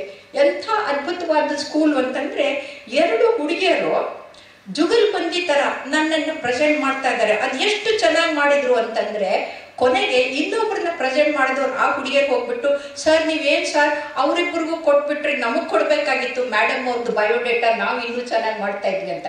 ಅಂದರೆ ಆ ಮಕ್ಕಳಲ್ಲಿ ಮಾತಾಡುವ ಶಕ್ತಿಯನ್ನು ಬೆಳೆಸೋದು ಅದು ನಿಮ್ಮ ಕೈಯಲ್ಲಿದೆ. ಮಕ್ಕಳಿಗೆ ಬರೀ ಪ್ರಶ್ನೆ ಕೇಳೋದಲ್ಲ, ಮಕ್ಕಳಿಗೆ ಬರೀ ಉತ್ತರ ಹೇಳೋದಲ್ಲ, ಹೇಗೆ ಉತ್ತರ ಕೊಡಬೇಕು, ಎಷ್ಟು ಮಾಡಬೇಕು ಅನ್ನೋದು ಈ ವೈವೋಸಿ ಓರಲ್ನಲ್ಲಿ ಭಾಳ ಮುಖ್ಯ ಆಗುತ್ತೆ. ಅದನ್ನು ಕೂಡ ಕಲಿಸ್ಕೊಡ್ಬೇಕು. ಇನ್ನು ಕನ್ಸಿಸ್ಟೆನ್ಸಿ, ಒಂದು ದಿನ ತುಂಬ ಚೆನ್ನಾಗಿ ಪಾಠ ಮಾಡದೆ ಇನ್ನೊಂದು ದಿನ ಮಾಡೋದಿಲ್ಲ ಅಂತಲ್ಲ. ಪ್ರತಿ ಸಲ ಪಾಠ ಮಾಡಕ್ಕೆ ಹೋಗ್ಬೇಕಾದ್ರೆ ಪ್ರಿಪ್ರೇಷನ್ಸ್ ಮಾಡ್ಕೊಂಡು ಹೋಗಬೇಕು. ಪ್ರಿಪ್ರೇಷನ್ಸ್ ಇಲ್ಲದೆ ಹೋಗಲೇಬಾರ್ದು. ಈಗ ಮೊನ್ನೆ ತಾನೇ ಒಂದು ಕಾನ್ಫರೆನ್ಸಿಗೆ ಹೋದಾಗ ಆ ಹುಡುಗ ಸ್ಲೈಡ್ಸ್ ಬರ್ತಾ ಇದೆ, ಸ್ಲೈಡ್ ಕಡೆ ನೋಡ್ತಾನೆ ಇಲ್ಲ, ಬರ್ಕೊಂಡು ಬಂದಿದ್ದನ್ನು ಓದ್ತಾ ಇದ್ದೇನೆ. ನಾನು ಹೇಳಿದೆ, ನೋಡಪ್ಪ, you must understand what is there in the slide, what you have made, and then you must speak and not read what is there ಅಂತ. ಯಾಕಂತಂದರೆ 1 ಸಲ ಅಲ್ಲ, 2 ಸಲ ಅಲ್ಲ, 3 ಸಲ ರಿಹರ್ಸಲ್ ಮಾಡಿಕೊಂಡು ನೀವು ಕ್ಲಾಸ್ ತಗೊಳ್ಬೇಕು. ಆವಾಗ ಉತ್ತಮವಾದಂಥ ಆಚಾರ್ಯರಾಗ್ತೀರಿ. ಯಾಕಂದರೆ ನಿಮ್ಮಲ್ಲೇ ಕನ್ಫ್ಯೂಷನ್ ಇದ್ದರೆ, ನಿಮಗೆ ಪಾಠ ಅರ್ಥ ಆಗದಿದ್ದರೆ ಮಕ್ಕಳಿಗೆ ಹೇಳೋಕ್ಕೆ ಆಗೋದಿಲ್ಲ. ಇಲ್ಲ, ಕೈಂಡ್ನೆಸ್ ಬಗ್ಗೆ ಉಪನಿಷತ್ ಹೇಳ್ತಾರೆ, kindness creates confidence, kindness in words creates profoundness ಅಂತ. ಯಾವಾಗ kindness in loving creates health and happiness ಅಂತ. ಹಾಗಾಗಿ ಶಿಕ್ಷಕರು ಅಂತಂದರೆ ಶಿಕ್ಷೆ ಕೊಡೋದಲ್ಲ, ಶಿಕ್ಷಕರು ಅಂತಂದರೆ ಶಿಕ್ಷಣ, ಶಿಷ್ಟಾಚಾರ, ಶಿಸ್ತಿನ ಜೊತೆಗೆ ಅವರಿಗೆ ಪ್ರೀತಿಯಿಂದ ಬೆಳೆಸುವಂಥದ್ದು. ಹಾಗಾಗಿ ಎಲ್ಲರೂ ತಾಯಿಯನ್ನು ನೆನೆಸ್ಕೊಳ್ತಾರೆ. ತಾಯಿ ಅಂತಂದರೆ ಪ್ರೀತಿಯಿಂದ ಪಾಠ ಮಾಡಿ ಕಲಿಸ್ಕೊಡೋದ್ರಿಂದ ತಾಯಿನ ನೆನೆಸ್ಕೊಳ್ತಾರೆ. ಹಾಗೆ ನೀವು ಕೂಡ ಮಾಡಬೇಕು. ಇನ್ನು ಸಕಾರಾತ್ಮಕತೆ ಅಂದರೆ ಇವತ್ತು ಎಲ್ಲಿ ನೋಡಿದಲ್ಲೆಲ್ಲ ನೆಗೆಟಿವಿಟಿ ಹೆಚ್ಚಾಗ್ತಾ ಇದೆ ಅಂತ ವೈಸ್ ಚಾನ್ಸಲರ್ ಅವ್ರು ಹೇಳ್ತಾ ಇದ್ರು. ನಿಜ.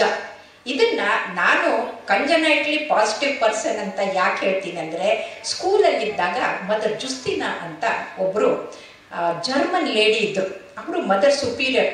ಕ್ಲಾಸಿಗೆ ಸುಂದರವಾದಂಥ ಪೇಂಟಿಂಗ್ ತಂದು ಹಾಕ್ಬಿಟ್ಟು, my dear children, what do U C in this painting ಅಂತ ಕೇಳಿದ್ರು.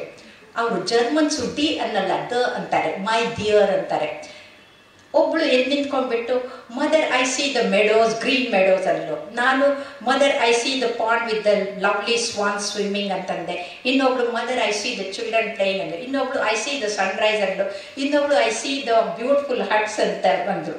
ಆವಾಗ ಒಂದು ಹುಡುಗಿ ಎದ್ದು ನಿಂತ್ಕೊಂಡ್ಬಿಟ್ಟು ಹೇಳಿದ್ರು, ಬಹುಶಃ ಇವರೆಲ್ಲ ತಪ್ಪು ಹೇಳ್ತಾ ಇದ್ದಾರೆ, ಅದಕ್ಕೆ ಮದರ್ ಸುಮ್ಮನೆ ಸ್ಮೈಲ್ ಕೊಟ್ಕೊಂಡು ನಿಂತ್ಕೊಂಡಿದ್ದಾರೆ ಅಂದ್ಕೊಂಡು ಅವಳು ಎದ್ದು ನಿಂತ್ಕೊಂಡ್ಬಿಟ್ಟು, mother I see a hole in the painting ಅಂತ. ಆಗ ಮದರ್ ಮುಖ ಗಂಟು ಹಾಕೊಂಡ್ಬಿಟ್ಟು, oh my dear, that's exactly what I don't want you to see in the world ಅಂತ. ಜಗತ್ತಿನಲ್ಲಿ ನಕಾರಾತ್ಮಕತೆ, ಕೆಟ್ಟದಿದೆ, ಹೋಲಿದೆ ಅಂತಲೇ ನೋಡೋದು, ಅದನ್ನ ನೋಡಬಾರ್ದು ಅಂತ ತಿಳಿಸ್ಕೊಟ್ರು. ಇದನ್ನ ಬಸವಣ್ಣವ್ರು ಹೇಳ್ತಾರೆ, ಲೋಕದ ಡೊಂಕನ್ನು ನೀವೇಕೆ ತಿದ್ದುವರಿ, ನಿಮ್ಮ ತನವ ಸಂತೈಸಿಕೊಳ್ಳಿ, ನಿಮ್ಮ ಮನವ ಸಂತೈಸಿಕೊಳ್ಳಿ ಅಂತ. ಇದನ್ನ ನೀವು ಕಲ್ತಿದ್ದೆ ಆದರೆ ನಿಮ್ಮ ಜೊತೆಗೆ ಕೆಲಸ ಮಾಡೋರು, ನೋಡಿ ಅವಳು ಹೆಂಗಿದ್ದಾಳೆ, ಇವ್ನು ನೋಡಿ ಹೆಂಗೆ ಮಾಡ್ತಾರೆ ಅಂತ ಬುದ್ಧಿ ಇರೋದಿಲ್ಲ. ನಾವು ಎಲ್ಲ ಒಂದೇ ಅನ್ನೋ ಭಾವನೆ ನಿಮ್ಮಲ್ಲಿ ಬಂದಾಗ ನೀವು ಇನ್ನೂ ಉತ್ತಮವಾಗಿ ಯುನೈಟೆಡ್ ಆಗಿ, ನೀವು ಇಂಡಿವಿಜುವಲ್ ವೈಸ್ ಇದ್ದವರು ಕಲೆಕ್ಟಿವ್ಲಿ ಅದರ್ವೈಸ್ ಆಗೋದಿಲ್ಲ. ನೀವೆಲ್ಲರೂ ಕೂಡ ನಾವು ಮೈಸೂರು ವಿಶ್ವವಿದ್ಯಾಲಯದಲ್ಲಿ ಬರುವಂಥ ವಿದ್ಯಾರ್ಥಿಗಳಾಗಿ ಅವ್ರಿಗೆ ನಾವು ಇದು ಸಮರ್ಪಣೆ ಅಂದರೆ ಪೂಜೆ ಅಂತ ತಿಳ್ಕೊಂಡು ಮಾಡ್ತೀವಿ ಅಂತ ಮಾಡಿದಾಗ ಅದು ಉತ್ತಮವಾಗುತ್ತೆ. ಇನ್ನು ಹಾಸ್ಯ ಪ್ರವೃತ್ತಿ ಇರಬೇಕು. ಹಾಸ್ಯ ಪ್ರವೃತ್ತಿ ಅಂದರೆ ಅಪಹಾಸ್ಯ ಮಾಡೋದಲ್ಲ, ಏ stupid fellow what are you doing ಅಂತಂದರೆ ಅದಲ್ಲ. ನೀವು ನಗಿಸಿ ನಗಿಸಿ ಅವ್ರಿಗೆ ಪಾಠ ಮಾಡಬೇಕು. ನಗಿಸಿ ಅಂದಾಗ ನೆನಪಾಗುತ್ತೆ, ನಾವು ಸೆಕೆಂಡ್ MBBS ನಲ್ಲಿದ್ವಿ. ಬಯೋಕೆಮಿಸ್ಟ್ರಿ ಪ್ರೊಫೆಸರು ಸುಬ್ರಹ್ಮಣ್ಯಂ ಅಂತಿದ್ರು, ಅದ್ಭುತವಾದಂಥ ಟೀಚರು. April 1 ಬಂದರು, ಪಾಠ ಮಾಡೋಕ್ಕೆ ಶುರು ಮಾಡಿದ್ರು. ನಾವೆಲ್ಲ ಬ್ರಿಲಿಯಂಟ್ ಸ್ಟೂಡೆಂಟ್ಸು ಫುಲ್ಲು ನೋಟ್ಸ್ ಮಾಡ್ಕೊಂಡಿದ್ದೀವಿ. This subject what I'm going to teach is not in the textbook. It has not come. And those who have found these vitamins, they have to deserve Nobel Prize, but they have not yet got the Nobel Prize. ಭಾಳ careful ಆಗಿ ಪೀಠಿಕೆ ನೋಡ್ಬಿಟ್ಟು notes ಮಾಡ್ಕೊಳ್ಳೋಕೆ ಶುರು ಮಾಡಿದ್ರು. ಹೇಳಿದ್ದೇನು? Vitamin M, vitamin I, vitamin N deficiency, overdose ಅದು supply ಮಾಡೋದು ಹೇಗೆ? Vitamin I influence, vitamin M money, vitamin N love. ಅಂದರೆ ಈ ಮೂರನ್ನು ಕಲಿಸ್ಕೊಟ್ಟಿದ್ದಾರೆ. 1 ಗಂಟೆ ಕರೆಕ್ಟಾಗಿ ನೋಟ್ಸ್ ಮಾಡ್ಕೊಂಡಿದ್ದೀವಿ. ಆಮೇಲೆ ಅಲ್ಲಿ ಹೋದರೆ ಮೆಸ್ಸಿಗೆ ಹೋಗಿ ಊಟಕ್ಕೆ ಕೂತ್ಕೊಂಡ್ರೆ ಬಿದ್ದು ನಗ್ತಾ ಇದ್ದಾರೆ ಸೀನಿಯರ್ಸು, ಎಂಥ ಹುಚ್ಚು ಮಕ್ಕಳು ಅಂತ. ಅಂದರೆ ಪಾಠ ಕಲಿಸುವಂಥ ವ್ಯಕ್ತಿ ಹೇಗೆ ಇರಬೇಕು ಅನ್ನೋಕ್ಕೆ ಅದನ್ನು ನೋಡಿಬಿಟ್ಟು ಸೊಂಡೂರು ಆಚಾರ ಅಂತ ಒಬ್ಬರಿದ್ರು. ಅವ್ರೇನು ಮಾಡಿಬಿಟ್ರು ಅಂತಂದರೆ, the best most eligible bachelors are available here ಅಂತ ಬೋರ್ಡ್ ಹಾಕಿದ್ರು. ಅವರೇ ಹಾಕ್ಬಿಟ್ಟು which stupid fellow has put the Britishers have left and gone, still we have the slave mentality, we are following the April Fool. Should we follow the April Fool?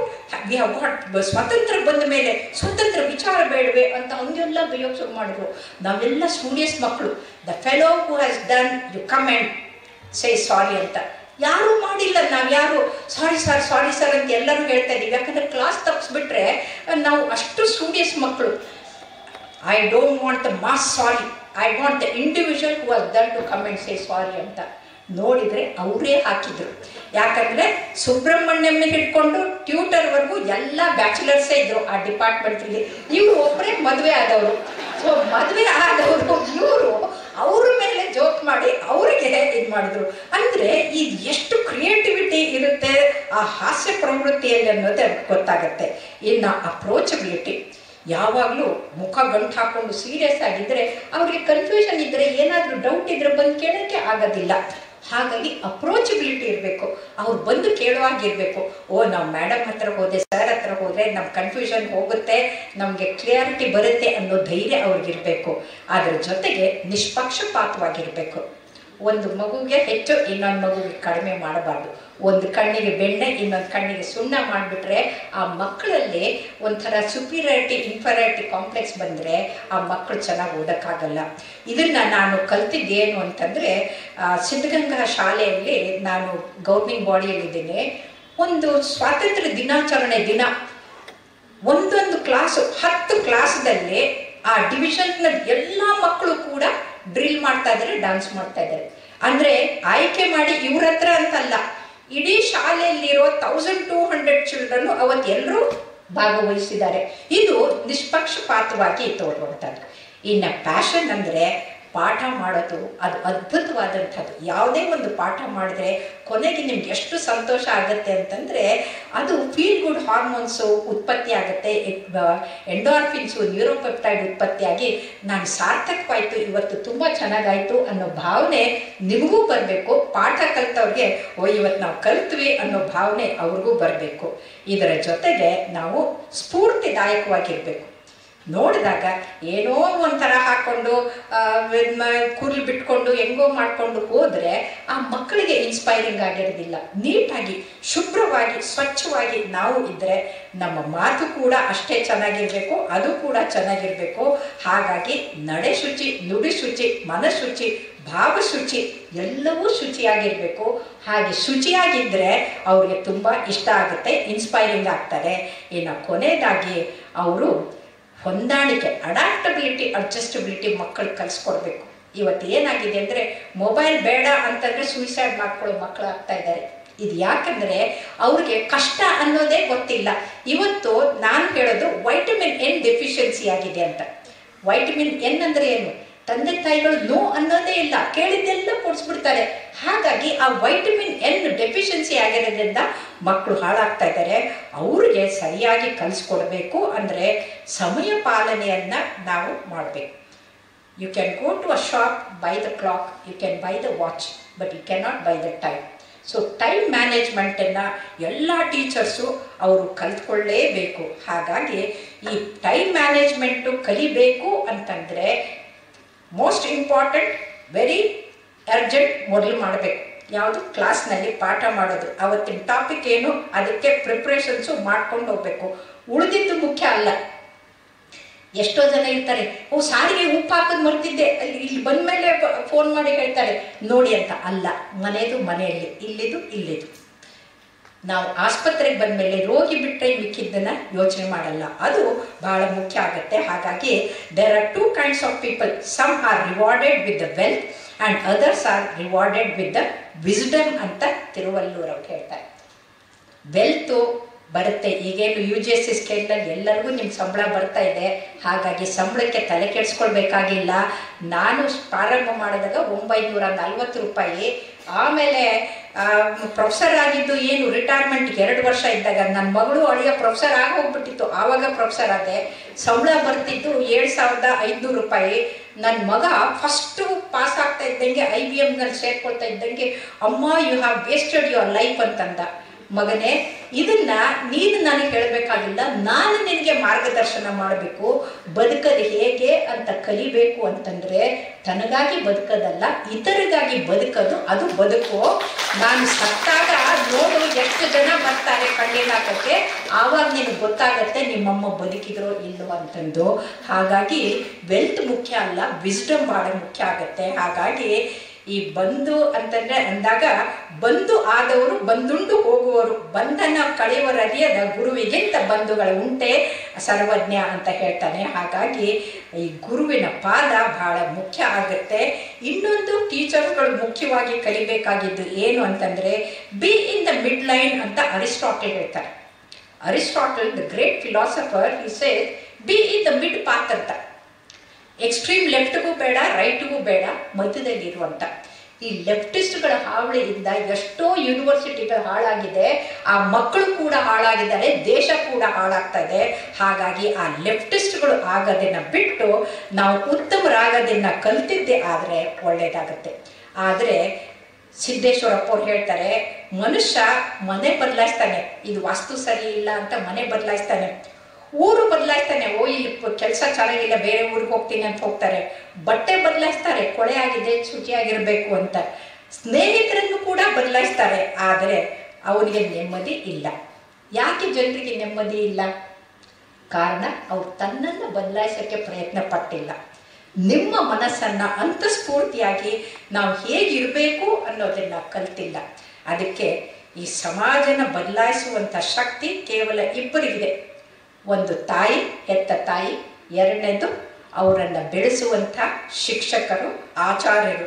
ಹಾಗಾಗಿ ಆಚಾರ್ಯರಾದಂಥವರು ನಿಮಗೆ ಅತ್ಯಂತ ಉತ್ತಮವಾದಂಥ ಅಲ್ಲ, ನಾನು ಜವಾಬ್ದಾರಿಯುತವಾದಂಥ ಕೆಲಸ ನಿಮ್ಮ ಮೇಲೆ ಇದೆ ಅಂತ ಹೇಳ್ತಾ ಆ ಭಗವಂತ ಒಂದು ನೀವು ನೆನ್ಪಿಟ್ಕೊಳ್ಬೇಕು, ಜ್ಞಾನದಿಂದ ಬಲದಿಂದ ಅಜ್ಞಾನದ ಕೇಡ ನೋಡಯ್ಯ, ಜ್ಯೋತಿಯ ಬಲದಿಂದ ತಮಂತದ ಕೇಡ ನೋಡಯ್ಯ, ಸತ್ಯದ ಬಲದಿಂದ ಅಸತ್ಯದ ಕೇಡ ನೋಡಯ್ಯ ಅಂತ. ಆದರೆ ಇವತ್ತು ಟೀಚರ್ಸ್ ಹೇಗಾಗ್ತಾ ಇದ್ದಾರೆ, ಮಕ್ಕಳು ಹೇಗಾಗ್ತಾ ಇದ್ದಾರೆ ಅಂದರೆ, ಕರ್ನಾಟಕ ರಾಜ್ಯೋತ್ಸವಕ್ಕೆ ಹೋಗಿದ್ದೆ, ಅಲ್ಲಿ ಸ್ವರ್ಗದ ಹಾಗೆ ಎಲ್ಲ ನಿರ್ಮಾಣ ಮಾಡಿದ್ರು. ಪುಣ್ಯಕೋಟಿ ನಾಟಕ ಆಗಬೇಕಾಗಿತ್ತು. ನಾನು ಭಾಳ ಸಂತೋಷವಾಗಿ ಭಾಷಣ ಮಾಡಿ I am very happy to be here ಅಂತ ಎಲ್ಲ ಮಾತಾಡಿ ಬಂದೆ. ಆಮೇಲೆ ಮಗುನ ಕರೆದು ನಿರೂಪಕರು ಭಾಳ ಚೆನ್ನಾಗಿ ಮಾತಾಡ್ತಾ ಇದ್ರು. ಅಲ್ಲಿ ಅವಳು ಕೂಡ ಚೆನ್ನಾಗಿ ಮಾತಾಡ್ತಾ ಇದ್ಲು. ಮಕ್ಕಳನ್ನ ಕರೆದ್ಬಿಟ್ಟು ನೀನು ಎಂದಾದ್ರೂ ಸುಳ್ಳು ಹೇಳಿದ್ಯಾ ಮಗು ಅಂತ ಕೇಳಿದ್ಲವಳು. ವಾಟ್ಸ್ ದ್ಯಾಟ್ ಅಂತು. ಕನ್ನಡ ಬರಲ್ಲ, ಮಾತೃಭಾಷೆ ಮರೆತರೆ ಮಾತೆಯನ್ನ ಮರೆತಂತೆ. ಮಾತೃಭಾಷೆ ಬರೆದಿದ್ರೆ ಏನು ಬರೆದ ಹಾಗೆ. ಅಂಥದ್ರಲ್ಲಿ ವಾಟ್ಸ್ ದ್ಯಾಟ್ ಅಂತು. ಹ್ಯಾವ್ ಯು ಸ್ಪೋಕನ್ ಲೈಸ್ ಅಂತಾನೆ ಎಸ್ ಅಂತು. ಅವಳಿಗೆ ಶಾಕ್ ಆಗಿ ಹೋಗ್ಬಿಡ್ತು. ಸುಳ್ಳು ಹೇಳ್ತೀನಿ, ನಾವು ನಮ್ಮ ಜೀವನದಲ್ಲೇ ಸುಳ್ಳು ಹೇಳಿಲ್ಲ, ಇವ್ರು ಏನಪ್ಪ ಹಿಂಗೆ ಹೇಳ್ತಾರೆ ಅಂತ ನಾನು ಗಾಬರಿಯಾಗಿ ಕೂತ್ಕೊಂಡೆ. 1 ಮಗು, 2 ಮಗು, 4 ಮಕ್ಕಳು, ಎಸ್ ಐ ಸ್ಪೀಕ್ ಲೈಸ್ ಅಂತು. ವೆನ್ ಡು ಯು ಸ್ಪೀಕ್ ಅಂದ್ರೆ ಎವ್ರಿ ಡೇ ಅಂತ. ಇದು ತಪ್ಪು ಯಾರು? ಇಬ್ಬರು ಡಬಲ್ ಇನ್ಕಮ್ ಮಾಡ್ಕೊಂಡು ಹೋಗ್ತಾ ಇರೋ ತಂದೆ ತಾಯಿ ತಪ್ಪ? ಅಜ್ಜಿಗಳನ್ನ ಮನೆಯಲ್ಲಿಟ್ಟೆ ವೃದ್ಧಾಶ್ರಮದಲ್ಲಿ ಇಟ್ಟಿದ್ದ ತಪ್ಪ? ಟೀಚರ್ಗಳ ತಪ್ಪ? ಯಾರು ತಪ್ಪು? ನೀವು ಯಾರಿಗೆ ಹೊಣೆ ಅಂತ ಮಾಡ್ತೀವಿ? ಈಗ ದೇಶ ಸುಳ್ಳು ಕಳ್ಳರಿಂದ ತುಂಬೋಕ್ಕೆ ಕಾರಣ ಅಂದರೆ ನಮ್ಮ ಎಜುಕೇಷನ್ ಸಿಸ್ಟಮ್ ಬದಲಾಗಿತ್ತು. ಬ್ರಿಟಿಷರು ಬರೋ ಮೊದಲು 7,35,000 ಗುರುಕುಲಗಳಿದ್ದು. ಆದರೆ ಇವತ್ತು ಎಲ್ಲಿ ನೋಡಿದೆಲ್ಲ ಯೂನಿವರ್ಸಿಟಿಗಳು, ಸ್ಕೂಲ್ಗಳು, ಕಾಲೇಜಸ್ಗಳು ಎಲ್ಲ ಕಡೆ ಹೋಗ್ತೀವಿ. ಆದರೆ ಡಿಸಿಪ್ಲಿನ್ ಇಲ್ಲ, ಆ್ಯಟಿಟ್ಯೂಡ್ ಇಲ್ಲ, ಸತ್ಯವಾಗಿ ನಡಿಬೇಕು ಅನ್ನೋ ಭಾವನೆ ಮಕ್ಕಳಿಗೆ ಇಲ್ಲವೇ ಇಲ್ಲ. ಹಾಗಾಗಿ ಇವತ್ತಿಗೆ ಸತ್ಯವಂತ ಮಕ್ಕಳು ಹುಟ್ಟಬೇಕು ಅಂದರೆ ಮತ್ತೆ ಗುರುಕುಲ ಸಿಸ್ಟಮ್ ಥರ, ಗುರುಕುಲದಲ್ಲಿ ಹೇಗೆ ಶರೀರಕ್ಕೆ ಆರೋಗ್ಯಕ್ಕೆ, ಬುದ್ಧಿ ಅಂತಂದರೆ ಇಂಟೆಲಿಜೆನ್ಸ್, ಮನಸ್ಸು ಅಂದರೆ ಮೈಂಡ್, ಚಿತ್ತ ಅಂತಂದರೆ ಕಾನ್ಸಂಟ್ರೇಷನ್, ಆತ್ಮ, ಈ 5ಕ್ಕೂ ಜ್ಞಾನ ಕೊಟ್ಟು ವ್ಯಕ್ತಿಗಳನ್ನು ವಿಕಸಿತ ಮಾಡ್ತಾ ಇದ್ರು. ಆದರೆ ಇವತ್ತು ಬರೀ ಇನ್ಫಾರ್ಮೇಷನ್ ಕೊಟ್ಟು ಅವ್ರಿಗೆ ಮಾರ್ಕ್ಸ್ ತೆಗೆಯುವಂಥ ಮಾರ್ಕ್ಸ್ವಾದಿಗಳನ್ನು ಮಾಡ್ತಾ ಇರೋದು ಅದು ದುರಂತ ಅಂತ ನಾವು ಹೇಳ್ಬೋದು. ಯಾಕಂದರೆ ಬರೀ ಮಾರ್ಕ್ಸು ಅಂತ ಹೋದರೆ ಅವ್ರಿಗೆ ವ್ಯಕ್ತಿತ್ವ ಅನ್ನೋದೇ ಉಳಿಯೋದಿಲ್ಲ. ಇಂಥ ವ್ಯಕ್ತಿತ್ವವನ್ನು ಹಾಳು ಮಾಡುವಂಥ ಇವತ್ತಿನ ಸಮಾಜ ಹೋಗಬೇಕು ಅಂತಂದರೆ ನಾವು ಜ್ಞಾನದ ಮಹತ್ವ ಅರ್ಥ ಮಾಡ್ಕೊಳ್ಬೇಕು. ಯಾಕಂದರೆ ನಿಮ್ಮ ಎಂಬ್ಲಮ್ನಲ್ಲಿ ಮೇಲೆ ಬರದೆ ಜ್ಞಾನ, ಜ್ಞಾನದ ಬಲದಿಂದ ಅಂತ ಹೇಳ್ತಾರೆ. ಹಾಗಾಗಿ ಜ್ಞಾನದಿಂದ ಮೇಲಿಲ್ಲ, ಜ್ಞಾನದಿಂದ ಕೀಳಿಲ್ಲ, ಭಾನುಮಂಡಲದಲ್ಲಿ ಬೆಳಗಿನಲ್ಲಿ ಜಗದೊಳಗೆ ಜ್ಞಾನವೇ ಮೇಲು ಸರ್ವಜ್ಞ ಅಂತ ಹೇಳ್ತಾರೆ. ಹಾಗಾಗಿ ಎಲ್ಲರಿಗೂ ಮುಖ್ಯವಾಗಿರೋದು ಜ್ಞಾನ. ಆ ಜ್ಞಾನವನ್ನು ಕೊಡಬೇಕಂದ್ರೆ ಹೆಂಗೆ ಕೊಡಬೇಕು? ಮಾಡಿ ಕೆಟ್ಟರು ಮನವಿಲ್ಲದೆ, ನೀಡಿ ಕೆಟ್ಟರು ನಿಜವಿಲ್ಲದೆ ಅಂತ ಬಸವಣ್ಣ ಹೇಳಿದಾಗೆ, ಮಾಡೋಕ್ಕಿಷ್ಟ ಇಲ್ಲದೇ ಪಾಠ ಮಾಡೋಕ್ಕಲ್ಲ, ಕೊಡೋಕ್ಕಿಷ್ಟ ಇಲ್ಲದೆ ಜ್ಞಾನ ಕೊಟ್ಟರೆ ಅಲ್ಲ. ಅತ್ಯಂತ ಸಮರ್ಪಣಾ ಭಾವದಿಂದ ನಾವು ಕೊಡಬೇಕು. ಇದಕ್ಕೆ 5 ಸದ್ಗುಣಗಳು ಆಚಾರ್ಯರಲ್ಲಿರಬೇಕು. ಒಂದು ಸಂಪರ್ಕ, ಅಂದರೆ ಮಕ್ಕಳ ಜೊತೆಗೆ ಆ ಮಕ್ಕಳು ನೀವೇ ತಂದೆ ತಾಯಿಗಳಾಗಿರಬೇಕು. ಸಹಯೋಗ, ಅವ್ರಿಗೆ ಏನು ಅರ್ಥ ಆಗಲಿಲ್ಲ ಅಂದರೆ ಹಿಂದೆ ಬಿದ್ದರೆ ಅವ್ರಿಗೆ ಸರಿ ಮಾಡಬೇಕು. ಬೆಂಗಳೂರಲ್ಲಿ ಸೋಮಿಯಾಜಿ ಅಂತಿದ್ದಾರೆ, ಅವರೆಲ್ಲರೂ ತಮ್ಮ ಅಂದರೆ ಸಮಯದ ಫ್ರೀ ಇದ್ದಾಗ ಕೆಟ್ಟ ಸೀರಿಯಲ್ಲು ಪಿಕ್ಚರ್ ನೋಡೋಕ್ಕೆ ಕರ್ಕೊಂಡು ಹೋಗಲ್ಲ. ಅಲ್ಲಿ ತುಂಬ ಬಡ ಮಕ್ಕಳಿಗೆ ಉಚಿತವಾಗಿ ಟ್ಯೂಷನ್ ಮಾಡಿ ಅವ್ರನ್ನ ಮೇಲೆ ತರ್ತಾ ಇದ್ದಾರೆ. ಸೊ ಯಾವ ಮಕ್ಕಳು ಹಿಂದೆ ಇದ್ದಾರಲ್ಲ ಅವ್ರಿಗೆ ಎಕ್ಸ್ಟ್ರಾ ಟೀಚಿಂಗ್ ಮಾಡಿ ಮೇಲೆ ತರುವಂಥ ಸಹಕಾರ ನಿಮ್ಮಲ್ಲಿರಬೇಕು.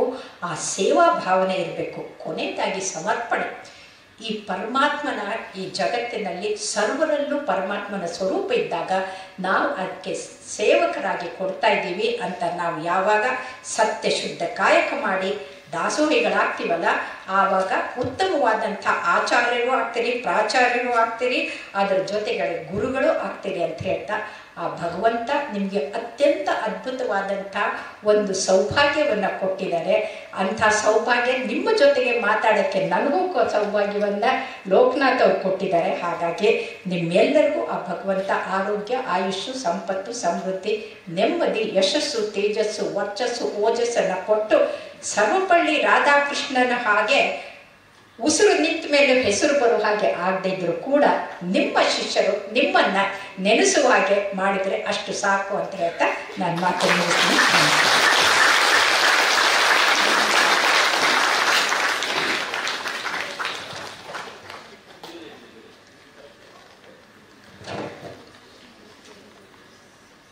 ಮೇಡಮ್, ವೈದ್ಯರು ಅಂದರೆ ಹೀಗೂ ಇರ್ತಾರ ಅಂತ ಇವತ್ತೇ ನನಗೆ ಅನಿಸುತ್ತೆ.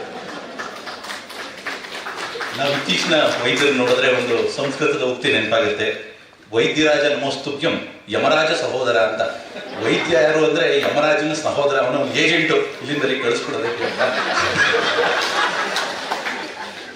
ಯಮರಾಜನ ಸಹೋದರ ಅಂತ ಹಾಸ್ಯ ಮಾಡಿ ಆ ಸಂಸ್ಕೃತದಲ್ಲಿ ಇದೆ.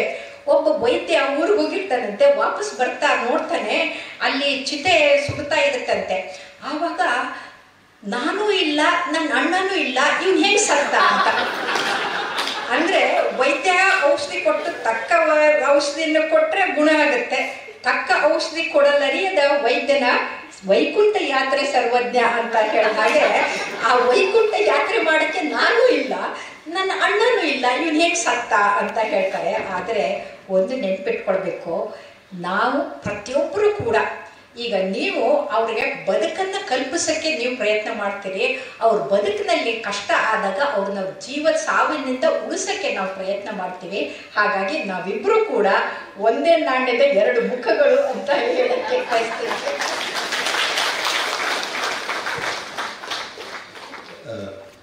ಆ್ಯಕ್ಚುಲಿ ನಿಮ್ಗೆ ನೋಡಿದ್ರೆ ಹೊಟ್ಟೆ ಕಿಚ್ಚು ಆಗುತ್ತೆ ಮೇಡಮ್. ಯಾಕೆಂದರೆ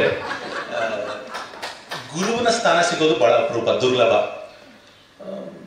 ಗುರು ಸಾಕ್ಷಾತ್ ಪರಬ್ರಹ್ಮ ಅಂತ ಹೇಳಿ ದೇವರ ಸ್ಥಾನಕ್ಕೆ ಏರಿಸ್ತೀವಿ.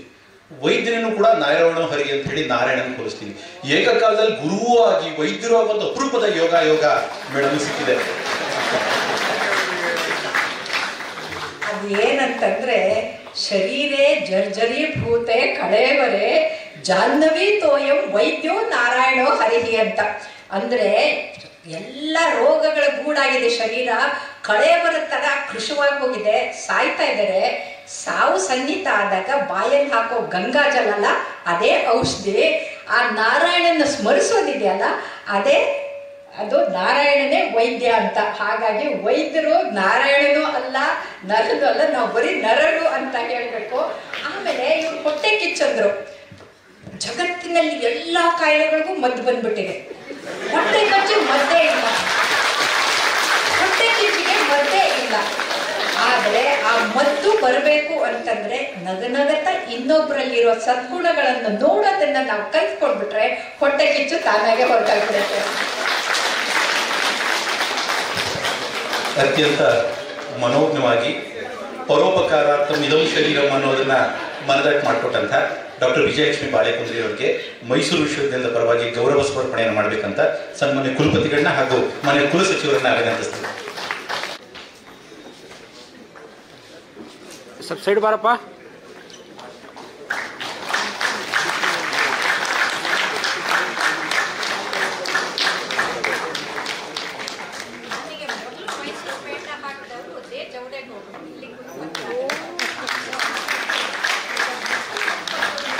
ಈ ಕಡೆ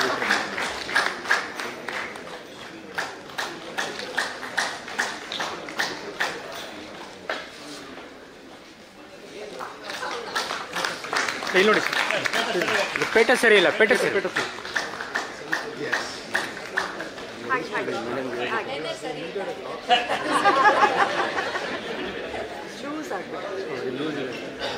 ಇಲ್ಲಿ ನೋಡಿ ಸರ್. ಹಾಂ ಹಾಗೆ ರೀ, ಒಂದು ಸೆಕೆಂಡ್.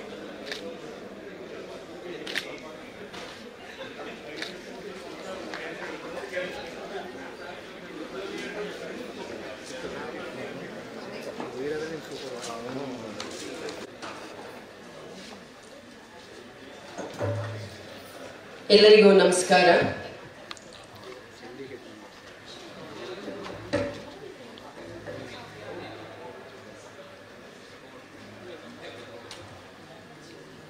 ಗುರುಬ್ರಹ್ಮ ಗುರು ವಿಷ್ಣು ಗುರುದೇವೋ ಮಹೇಶ್ವರ ಗುರು ಸಾಕ್ಷಾತ್ ಪರಬ್ರಹ್ಮ ತಸ್ಮೈ ಶ್ರೀ ಗುರುವೇ ನಮಃ ಎಂದು ಗುರುಗಳನ್ನ ಸಾಕ್ಷಾತ್ ತ್ರಿಮೂರ್ತಿಗಳಿಗೆ ಹೋಲಿಸ್ತೇವೆ. ಮೇಡಮ್, ಇವತ್ತು ನಾನು ಬರೀ ವಂದನಾರ್ಪಣೆ ನಂದು ಅಂತೇಳಿ ಬಹಳ ಸರಳವಾಗಿ ಬಂದ್ಬಿಟ್ಟೆ. ಆದರೆ ಇವಾಗ ನಿಮ್ಮದು ಭಾಷಣ ಕೇಳೋಕ್ಕೆ ಶುರು ಮಾಡಿದ್ಮೇಲೆ ನನಗಲ್ಲೇ ಡವ ಅಂತಾಯಿತು. ನಾನು ಹೇಗೆ ವಂದನಾರ್ಪಣೆ ಮಾಡಬೇಕು, ನಾನು ಬಹಳ ಸರಳವಾಗಿ ತೊಗೊಂಡ್ಬಿಟ್ಟೆ. ಇದನ್ನ ನಾನು ಒಂದಷ್ಟು ಪ್ರಿಪೇರ್ ಆಗಿ ಬರಬೇಕಿತ್ತು ಅಂತ ನಿಮ್ಗೆ ನೋಡಿ ಅನಿಸ್ತಾ ಇತ್ತು ಮೇಡಮ್. ನಾವೊಂದು 3 ವಾರಗಳ ಹಿಂದೆ ಮಾನ್ಯ ಕುಲಪತಿಗಳು ಶಿಕ್ಷಕರ ದಿನಾಚರಣೆಗೆ ಯಾರನ್ನ ಅತಿಥಿಯಾಗಿ ಕರೀಬೇಕು ನಿಮಗೆ ಗೊತ್ತಾ, ಡಾಕ್ಟರ್ ವಿಜಯಲಕ್ಷ್ಮಿ ಬಾಳೆಕುಂದ್ರಿ ಅವರು ಅಂದಾಗ, ಸರ್ ಕೇಳಿದ್ದೀನಿ ಬಟ್ ಲೈವ್ ಆಗಿ ನನಗೆ ಆ ಸದಾವಕಾಶ ಸಿಕ್ಕಿಲ್ಲ ಸರ್ ಅಂತ ಹೇಳಿದ್ದೆ. ನಿಜಕ್ಕೂ ಈ ದಿನ ಶಿಕ್ಷಕರ ದಿನಾಚರಣೆಯ ಅಂಗವಾಗಿ ನಿಮ್ಮಂತಹ ಮಹಾನ್ ಅತಿಥಿಗಳನ್ನ ಕಾರ್ಯಕ್ರಮದಲ್ಲಿ ಇಷ್ಟು ಅದ್ಭುತವಾದಂತಹ ಮಾತುಗಳನ್ನ ಆಡಿ ನಮ್ಮ ಕಾರ್ಯಕ್ರಮವನ್ನ ಯಶಸ್ವಿ ಮಾಡಿಕೊಟ್ಟದ್ದು ಬಹಳ ಸಂತೋಷದಾಯಕ ಮೇಡಮ್. ಆದರೆ ನಮ್ಮಲ್ಲಿ ನಿಜವಾಗ್ಲೂ ಇವತ್ತು ತಾವು ಹೇಳೋ ಹಾಗೆ ಯಾರೆಲ್ಲ ಇದ್ದಾರೋ ಅವರು ಅದೃಷ್ಟವಂತರು. ನಿಮ್ಮ ಮಾತನ್ನ ಕೇಳಿ ಸುಮಾರು 40 ನಿಮಿಷದಿಂದ 1 ಗಂಟೆಗಳ ಕಾಲ. ಹಾಗೆ ಯಾರೆಲ್ಲ ಇಲ್ವೋ ನಿಜವಾಗ್ಲೂ ನತದೃಷ್ಟು ಅಂತ ಹೇಳಬೇಕು.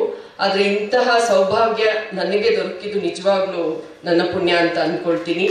ಒಬ್ಬ ವೈದ್ಯೆಯಾಗಿ, ಒಬ್ಬ ಶಿಕ್ಷಕಿಯಾಗಿ ಇಷ್ಟು ಸುದೀರ್ಘ ಪಯಣದ ದಾರಿಯ ನಂತರವೂ ಕೂಡ ನಿಮ್ಮ ಈ ಮುಗುಳ್ನಗೆ, ಆ ಒಂದು ತೇಜಸ್ಸು, ಆ ಒಂದು ವರ್ಚಸ್ಸು, ಆ ವಾಗ್ಮಿತ್ವ, ಮತ್ತೆ ನಿಮ್ಮ ಒಂದು ಧನಾತ್ಮಕ ಮನೋಭಾವ, ಇಡೀ ಸಭಾಂಗಣವನ್ನ ಹಿಡಿದಿಟ್ಟಂತಹ ಆ ರೀತಿ ನಿಜವಾಗ್ಲೂ ಅದ್ಭುತ ಮೇಡಮ್. ನಿಮಗೆ ನಿಜವಾಗ್ಲೂ ನಾನು ಅಭಿಮಾನಿ. ತಮ್ಮ ಮಾರ್ಗದರ್ಶನ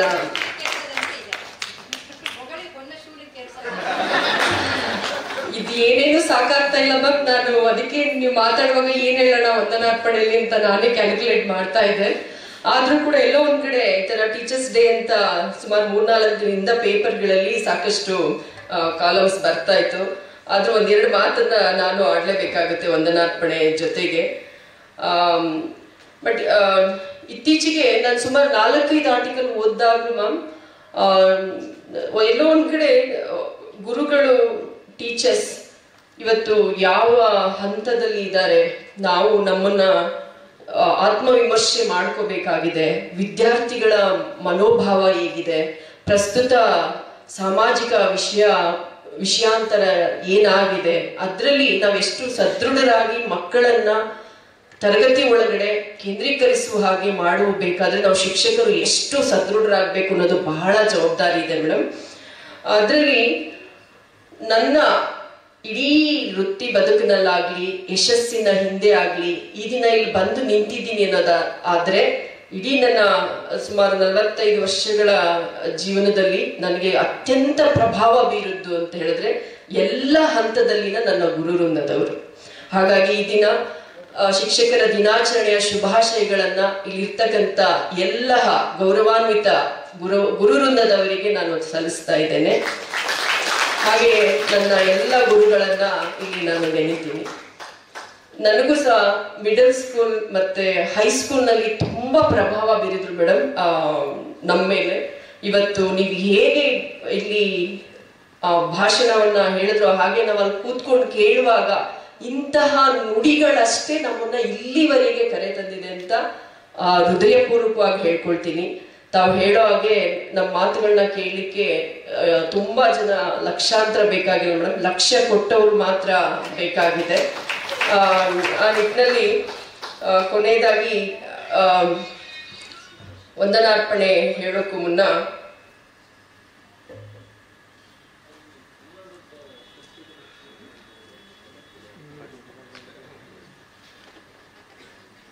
ಮೇಡಮ್ ಎಲ್ಲ ಹೇಳ್ಬಿಟ್ಟಿದ್ದಾರೆ, ಏನ್ ಹುಡುಕಿದ್ರು ಅಲ್ಲಿ ಹೇಳೋಕ್ ಆಗ್ತಾ ಇಲ್ಲ. ಬಟ್ ಎಲ್ಲ ಆರ್ಟಿಕಲ್ ಓದುವಾಗ ಮ್ಯಾಮ್ ಕನ್ಕ್ಲೂಷನ್ ಅಲ್ಲಿ ಏನು ಓದ್ದೆ ಅಂತ ಹೇಳಿದ್ರೆ, ಸುಮಾರು 12ನೇ ಶತಮಾನದಲ್ಲೇನೆ ಗುರು ಹೇಗಿರಬೇಕು ಅನ್ನೋದನ್ನ ಹೇಳ್ತಾ ಇದ್ರು. ಅದರಲ್ಲಿ ಅಂಬಿಗರ ಚೌಡಯ್ಯ ಅರಿಯದ ಗುರು ಅರಿಯದ ಶಿಷ್ಯನಿಗೆ ಅನುಗ್ರಹವ ಮಾಡಿದಡೇನಪ್ಪುದೆಲವೋ, ತೊರೆಯಲದ್ದಿದವನ್ ಈಸಲರಿಯದವ ಬದುಕಿಸಿದ ತೆರನಂತಾದ ಅಂಬಿಗರ ಚೌಡಯ್ಯ ಎಂದು 12ನೇ ಶತಮಾನದಲ್ಲೇನೆ ಗುರು ಅರಿವನ್ನ ಹೊಂದಿರಬೇಕು. A teacher is always A student ಎನ್ನುವಂತೆ ಶಿಕ್ಷಕರಾದವರು ಪ್ರತಿದಿನ ವಿದ್ಯಾರ್ಥಿಯಂತೆ ಹವ್ಯಾಸಿ ಓದುಗಾರರಾಗಿ ಜ್ಞಾನಾರ್ಜನೆಗೈದು ಆಳವಾದ ಪಾಂಡಿತ್ಯವನ್ನು ಹೊಂದಿ ಪೂರ್ವಯೋಜಿತರಾಗಿ ವೃತ್ತಿ ನೈಪುಣ್ಯತೆಯಿಂದ ವಿದ್ಯಾರ್ಥಿ ಸ್ನೇಹಿಯಾಗಿ ನೂತನ ಕಲಿಕಾ ವಿಧಾನಗಳನ್ನು ಅನುಸರಿಸಿ ತರಗತಿಯಲ್ಲಿ ಆಸಕ್ತಿದಾಯಕವಾಗಿ ಸ್ಫೂರ್ತಿದಾಯಕವಾಗಿ ಬೋಧನೆ ಮಾಡಬೇಕು. ಅಲ್ಲದೆ ವೃತ್ತಿ ದಕ್ಷತೆ, ಶಿಸ್ತು, ಸಮಯ ಪಾಲನೆ, ಸರಳತೆ, ಸನ್ನಡತೆ, ಸದಾಚಾರ ಸಂಪನ್ನರಾಗಿರಬೇಕು. ಇದ್ರ ಜೊತೆಗೆ ಮ್ಯಾಮ್ ಇದನ್ನ ಯಾಕೆ ಸುಮಾರು ಎಲ್ಲದರ ಕನ್ಕ್ಲೂಷನ್ ಅಲ್ಲಿ ಬರ್ತಾ ಇದೆ ಇವತ್ತು ಶಿಕ್ಷಕ ವೃಂದದವರಿಗೆ ಅನ್ನೋದು ನಾವೇ ಇದನ್ನ ವಿಮರ್ಶೆ ಮಾಡ್ಕೋಬೇಕು. ಜಾತಿ ರಾಜಕೀಯ, ಗುಂಪುಗಾರಿಕೆ, ಭ್ರಷ್ಟಾಚಾರದಿಂದ ದೂರ ಸರಿಯಬೇಕು. ಕೇವಲ ಬೆಲ್ ಅಂಡ್ ಬಿಲ್ ಪಾಲಿಸಿಗೆ ಸೀಮಿತವಾಗದೆ ಸೃಜನಶೀಲತೆಯಿಂದ ನೂತನ ಕಲಿಕಾ ವಿಧಾನಗಳನ್ನು ತರಗತಿಯಲ್ಲಿ ಬಳಸಿಕೊಳ್ಳಬೇಕು. ಕನ್ನಡ ಛಂದಸ್ಸಿನಲ್ಲಿ ಲಘು ಗುರು ಎನ್ನುವ 2 ಅಂಶಗಳಿವೆ. ಅದರಲ್ಲಿ ಶಿಕ್ಷಕ ವೃತ್ತಿಗೆ ಅನ್ವಯಿಸುವುದಾದರೆ ಶಿಕ್ಷಕರು ಯಾವಾಗಲೂ ಗುರುವಾಗಿರಬೇಕು, ಲಘುವಾಗಬಾರದು. ತನ್ನರಿವೇ ತನಗೆ ಗುರು ಎನ್ನುವಂತೆ ಶ್ರೇಷ್ಠ ಗುರುಗಳಾಗುವತ್ತ ನಾವೆಲ್ಲರೂ ಸಾಗೋಣ. ಈ ಸಮಾಜ ನಮ್ಮ ಮೇಲಿಟ್ಟಿರುವ ಗೌರವ ಘನತೆಯನ್ನು ಉಳಿಸಿಕೊಳ್ಳಲು ನಾವೆಲ್ಲರೂ ಕಂಕಣಬದ್ಧರಾಗೋಣ ಅಂತ ಹೇಳ್ತಾ, ವಿಜಯಲಕ್ಷ್ಮಿ ಮ್ಯಾಮ್ ತಮಗೆ ಇಡೀ ಕಾರ್ಯಕ್ರಮದ ನಮ್ಮ ಎಲ್ಲ ಮೈಸೂರು ವಿಶ್ವವಿದ್ಯಾನಿಲಯದ ಶಿಕ್ಷಕ ವೃಂದದವರಿಂದ ಮತ್ತೆ ಎಲ್ಲ ನೌಕರ ಸಿಬ್ಬಂದಿ ವರ್ಗದವರಿಂದ ಇಡೀ ಮೈಸೂರು ವಿಶ್ವವಿದ್ಯಾನಿಲಯದ ಪರವಾಗಿ ಹಾಗೂ ನನ್ನ ವೈಯಕ್ತಿಕವಾಗಿ ಹೃತ್ಪೂರ್ವಕವಾದ ಧನ್ಯವಾದಗಳನ್ನು ತಿಳಿಸ್ತೀನಿ. ಹಾಗೆಯೇ ನಮ್ಮ ಎಲ್ಲ ಕಾರ್ಯಕ್ರಮಗಳಿಗೆ ಯಾವಾಗಲೂ ಬೆನ್ನೆಲುಬಾಗಿ ಅರ್ಥಪೂರ್ಣವಾಗಿ ಮಾಡುವಂತೆ ಸಹಕಾರವನ್ನ ನೀಡುತ್ತಾ ನಮ್ಮೆಲ್ಲರಿಗೂ ಮಾರ್ಗದರ್ಶಕರಾಗಿರ್ತಕ್ಕಂಥ ಗೌರವಾನ್ವಿತ ಕುಲಪತಿಯವರಿಗೆ ನನ್ನ ಧನ್ಯವಾದಗಳನ್ನು ತಿಳಿಸ್ತೇನೆ. ಕಾರ್ಯಕ್ರಮದಲ್ಲಿ ಹಾಜರಿರುವ ಗೌರವಾನ್ವಿತ ಎಲ್ಲ ಸಿಂಡಿಕೇಟ್ ಸದಸ್ಯರು, ನಾಮನಿರ್ದೇಶಿತ ಸಿಂಡಿಕೇಟ್ ಸದಸ್ಯರು ಹಾಗೂ ವಿಭಾಗದ ನಿರ್ದೇಶಕರುಗಳು, ಡೀನರುಗಳು, ವಿಭಾಗದ ಮುಖ್ಯಸ್ಥರು, ಎಲ್ಲ ಪ್ರಾಧ್ಯಾಪಕರು ಹಾಗೂ ವಿದ್ಯಾರ್ಥಿಗಳು, ಎಲ್ಲ ಅಧಿಕಾರಿ ಸಿಬ್ಬಂದಿಗಳಿಗೂ ಸಹ ಹೃತ್ಪೂರ್ವಕವಾದ ಧನ್ಯವಾದಗಳನ್ನು ತಿಳಿಸ್ತೇನೆ. ಹಾಗೂ ಪತ್ರಿಕಾ ಮಾಧ್ಯಮದವರಿಗೂ, ಕಾರ್ಯಕ್ರಮದ ಆಯೋಜಕರಿಗೂ ಸಹ ಧನ್ಯವಾದಗಳನ್ನು ತಿಳಿಸ್ತೇನೆ. ಅಂತಿಮವಾಗಿ ಡಾಕ್ಟರ್ APJ ಅಬ್ದುಲ್ ಕಲಾಂ ಅವರ ಒಂದು ನಾಣ್ಣುಡಿ, teaching is a very noble profession that shapes the character, calibre and future of an individual. If the people remember me as a good teacher, that will be the biggest honor for me ಅನ್ನೋದು ನಮ್ಮೆಲ್ಲರಿಗೂ ಸಹ ಅರಿವಾಗುವಂಥದ್ದು. ಮತ್ತೊಮ್ಮೆ ಶಿಕ್ಷಕರ ದಿನಾಚರಣೆಯನ್ನ ಶುಭಾಶಯಗಳನ್ನು ಕೋರ್ತಾ ಧನ್ಯವಾದಗಳನ್ನು ತಿಳಿಸ್ತೇನೆ. Thank you. ತಮಗೂ ವಂದನೆಗಳು. ಈಗ ರಾಷ್ಟ್ರಗೀತೆಯೊಂದಿಗೆ ಕಾರ್ಯಕ್ರಮವನ್ನು ಪರಿಸಮಾಪ್ತಿಗೊಳಿಸ್ತಾ ಇದ್ದೀವಿ.